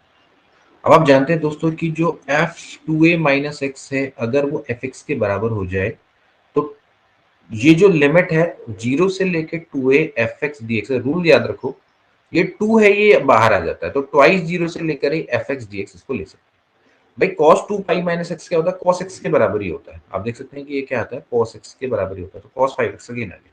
इसका मतलब इस रूल को फॉलो कर रहा है, इस रूल को फॉलो कर रहा है तो क्या हो जाएगा, 2 बाहर आ जाएगा, ये 2 कहाँ ले आओ, बाहर ले आओ, ट्वाइस ले आओ 0 से लेके पाई cos की पावर 5x dx, ओके। चलो अभी भी दिल नहीं भरा, दोबारा से रूल लगाते हैं। भाई ये रूल है, मल्टीपल टाइम यूज किया जा सकता है, ठीक है। अगेन देखते हैं भाई cos की पावर पाई माइनस एक्स क्या आएगा, अगर पाई करूंगा, आपको पता है cos x माइनस थीटा जो होता है वो माइनस cos थीटा होता है, और पावर में 5 है तो क्या आ जाएगा, माइनस cos x की पावर 5 आ जाएगा, यानी कि सिंपली क्या आ गया, F two a minus x है, F two a minus x है वो आपका माइनस ऑफ एफ एक्स के बराबर आ गया, ठीक है। अगर ऐसा होता है, अगर ऐसा होता है तो इसका मतलब ये है कि इसके वैल्यू क्या आ जाएगी, डायरेक्टली 0 के बराबर, ठीक है। तो ये दोस्तों आपने देखना है, मतलब ये चीज को आप मल्टीपल टाइम आप आगे लगा सकते हैं, ठीक है। अब मान लीजिए 0 से लेके पाई बाई 4 होता है, तो 0 से लेके पाई बाई 4 होता है तो cos pi by 4 minus x करें तो कुछ नहीं मिलता आपको, तो उस केस में आपने रुक जाना है, उसका इंटीग्रेशन करना पड़ेगा, ठीक है। अब कई लोग ये बोलेंगे कि सारे रिजल्ट तो चलता ही रहेगा, चलेगा तब तक जहां पर तक हो सकता है। ठीक है, जैसे कि अभी हमें रूल पता है 2 पाई माइनस एक्स का, हमें रूल पता है 90 माइनस एक्स का पता है। 90 माइनस एक्स में तो कॉस क्या होगा, साइन में चेंज हो जाएगा। लेकिन आपको पता है कि भाई अभी पाई है, तो पाई में भी आप रूल लगा सकते हो, जैसे 2 पाई में लगा सकते हो। तो अगर कोई रूल है, जैसे मान लेते हैं 36 पाई से चला आ रहा है, तो 36 में भी लगेगा, 18 में भी लगेगा, पाई तक चलता चला जाएगा रूल। उसके बाद फिर पाई से जो नीचे के रूल होते हैं, फिर वहां पर डिफरेंट हो जाता है। तो वो ऑब्वियसली बात है कि आपको फंक्शन को देख के अपने आप ही आइडिया आ जाएगा। अभी आप 0 से लेके पाई है, यहाँ पर भी रूल लगा सकते हो।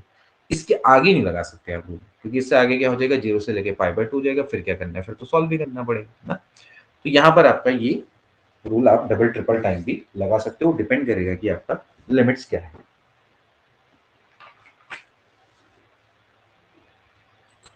ठीक, तो ये आपके दोस्तों यहाँ पर इस तरह से, जैसे आप इसको देखो,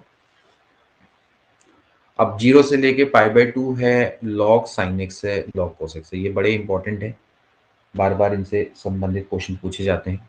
तो अब क्या करेंगे, हम इन इन मेथड से भी इनको सॉल्व कर सकते हैं। जैसे कि मुझे इसी का करना है, माइनस पाई बाई 2 लॉग 2 होता है। ये रिजल्ट को दोस्तों आप याद कर लेना, इसको कैसे किया जाता है, देखो बड़ा इंपॉर्टेंट क्वेश्चन है। 0 से लेके pi by 2 log sine x d x.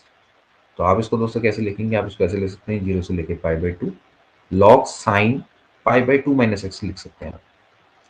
अब पाई बाई 2 माइनस एक्स है, तो भैया ये तो पूरा कन्वर्ट हो जाता है। ये आपका क्या होता है, एफ एक्स तो छोड़ो, मतलब कि चेंज ही हो जाता है, यानी कि आपका क्या बच जाएगा, कॉस एक्स बन जाएगा। ठीक है, तो आप क्या करेंगे, इसमें सिंपली जो पुराने रूल है उनको लगाएंगे। यहाँ पर आप क्या कर देंगे, इन दोनों को ऐड कर देंगे, तो ट्वाइस ऑफ आई हो जाएगा, 0 से लेके हो जाएगा pi by 2 log sine x plus log cos x d x. ठीक, अब इसको कैसे करेंगे आगे, इसको करेंगे आगे से ट्वाइस ऑफ आई बराबर 0 से लेके pi by 2 log sine x plus log cos x, यानी कि दोस्तों ये होता है आपका log sine x into cos x. ठीक है, मैं एक काम करता हूं, 2 से ऊपर नीचे मल्टीप्लाई कर देता हूं ऑलरेडी। ये हो जाएगा 0 से लेके pi by 2 log sine 2x upon में 2 dx।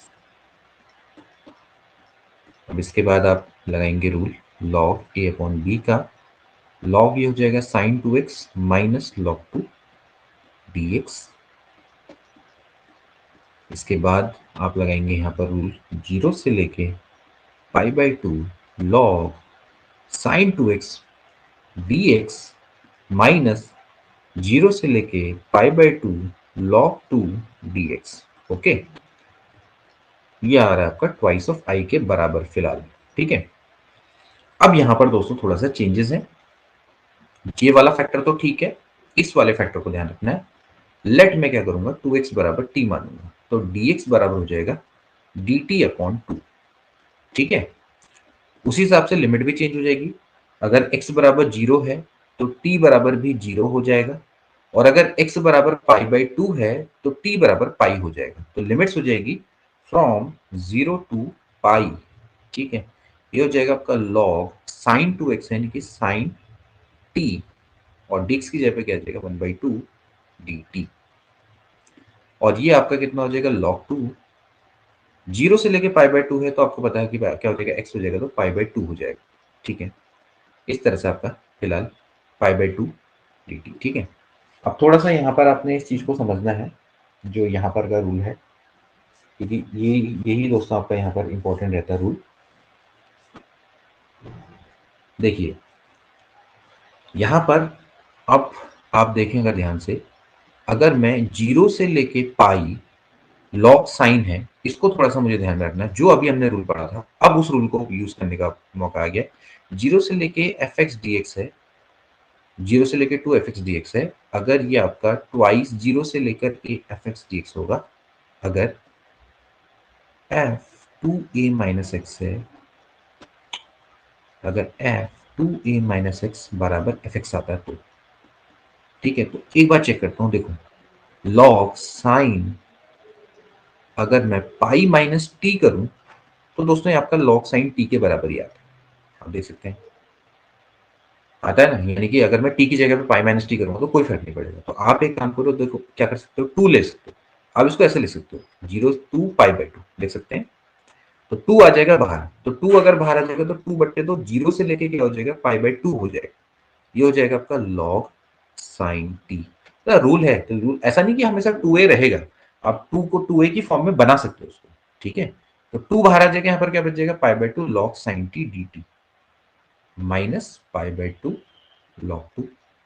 तो 2 से 2 कट गया, इसको आप लिख सकते हो 0 से लेके pi by 2 log sine x d x minus pi by 2 log 2। समझना है, अब इसके आगे नहीं लगेगा रूल, इसके आगे तो दोबारा वही पहुंच जाएगा। तो ये क्या है आई है, ये स्टार्टिंग में आई था हमारा, तो 2i बराबर आई माइनस पाई बाय 2 लॉग 2।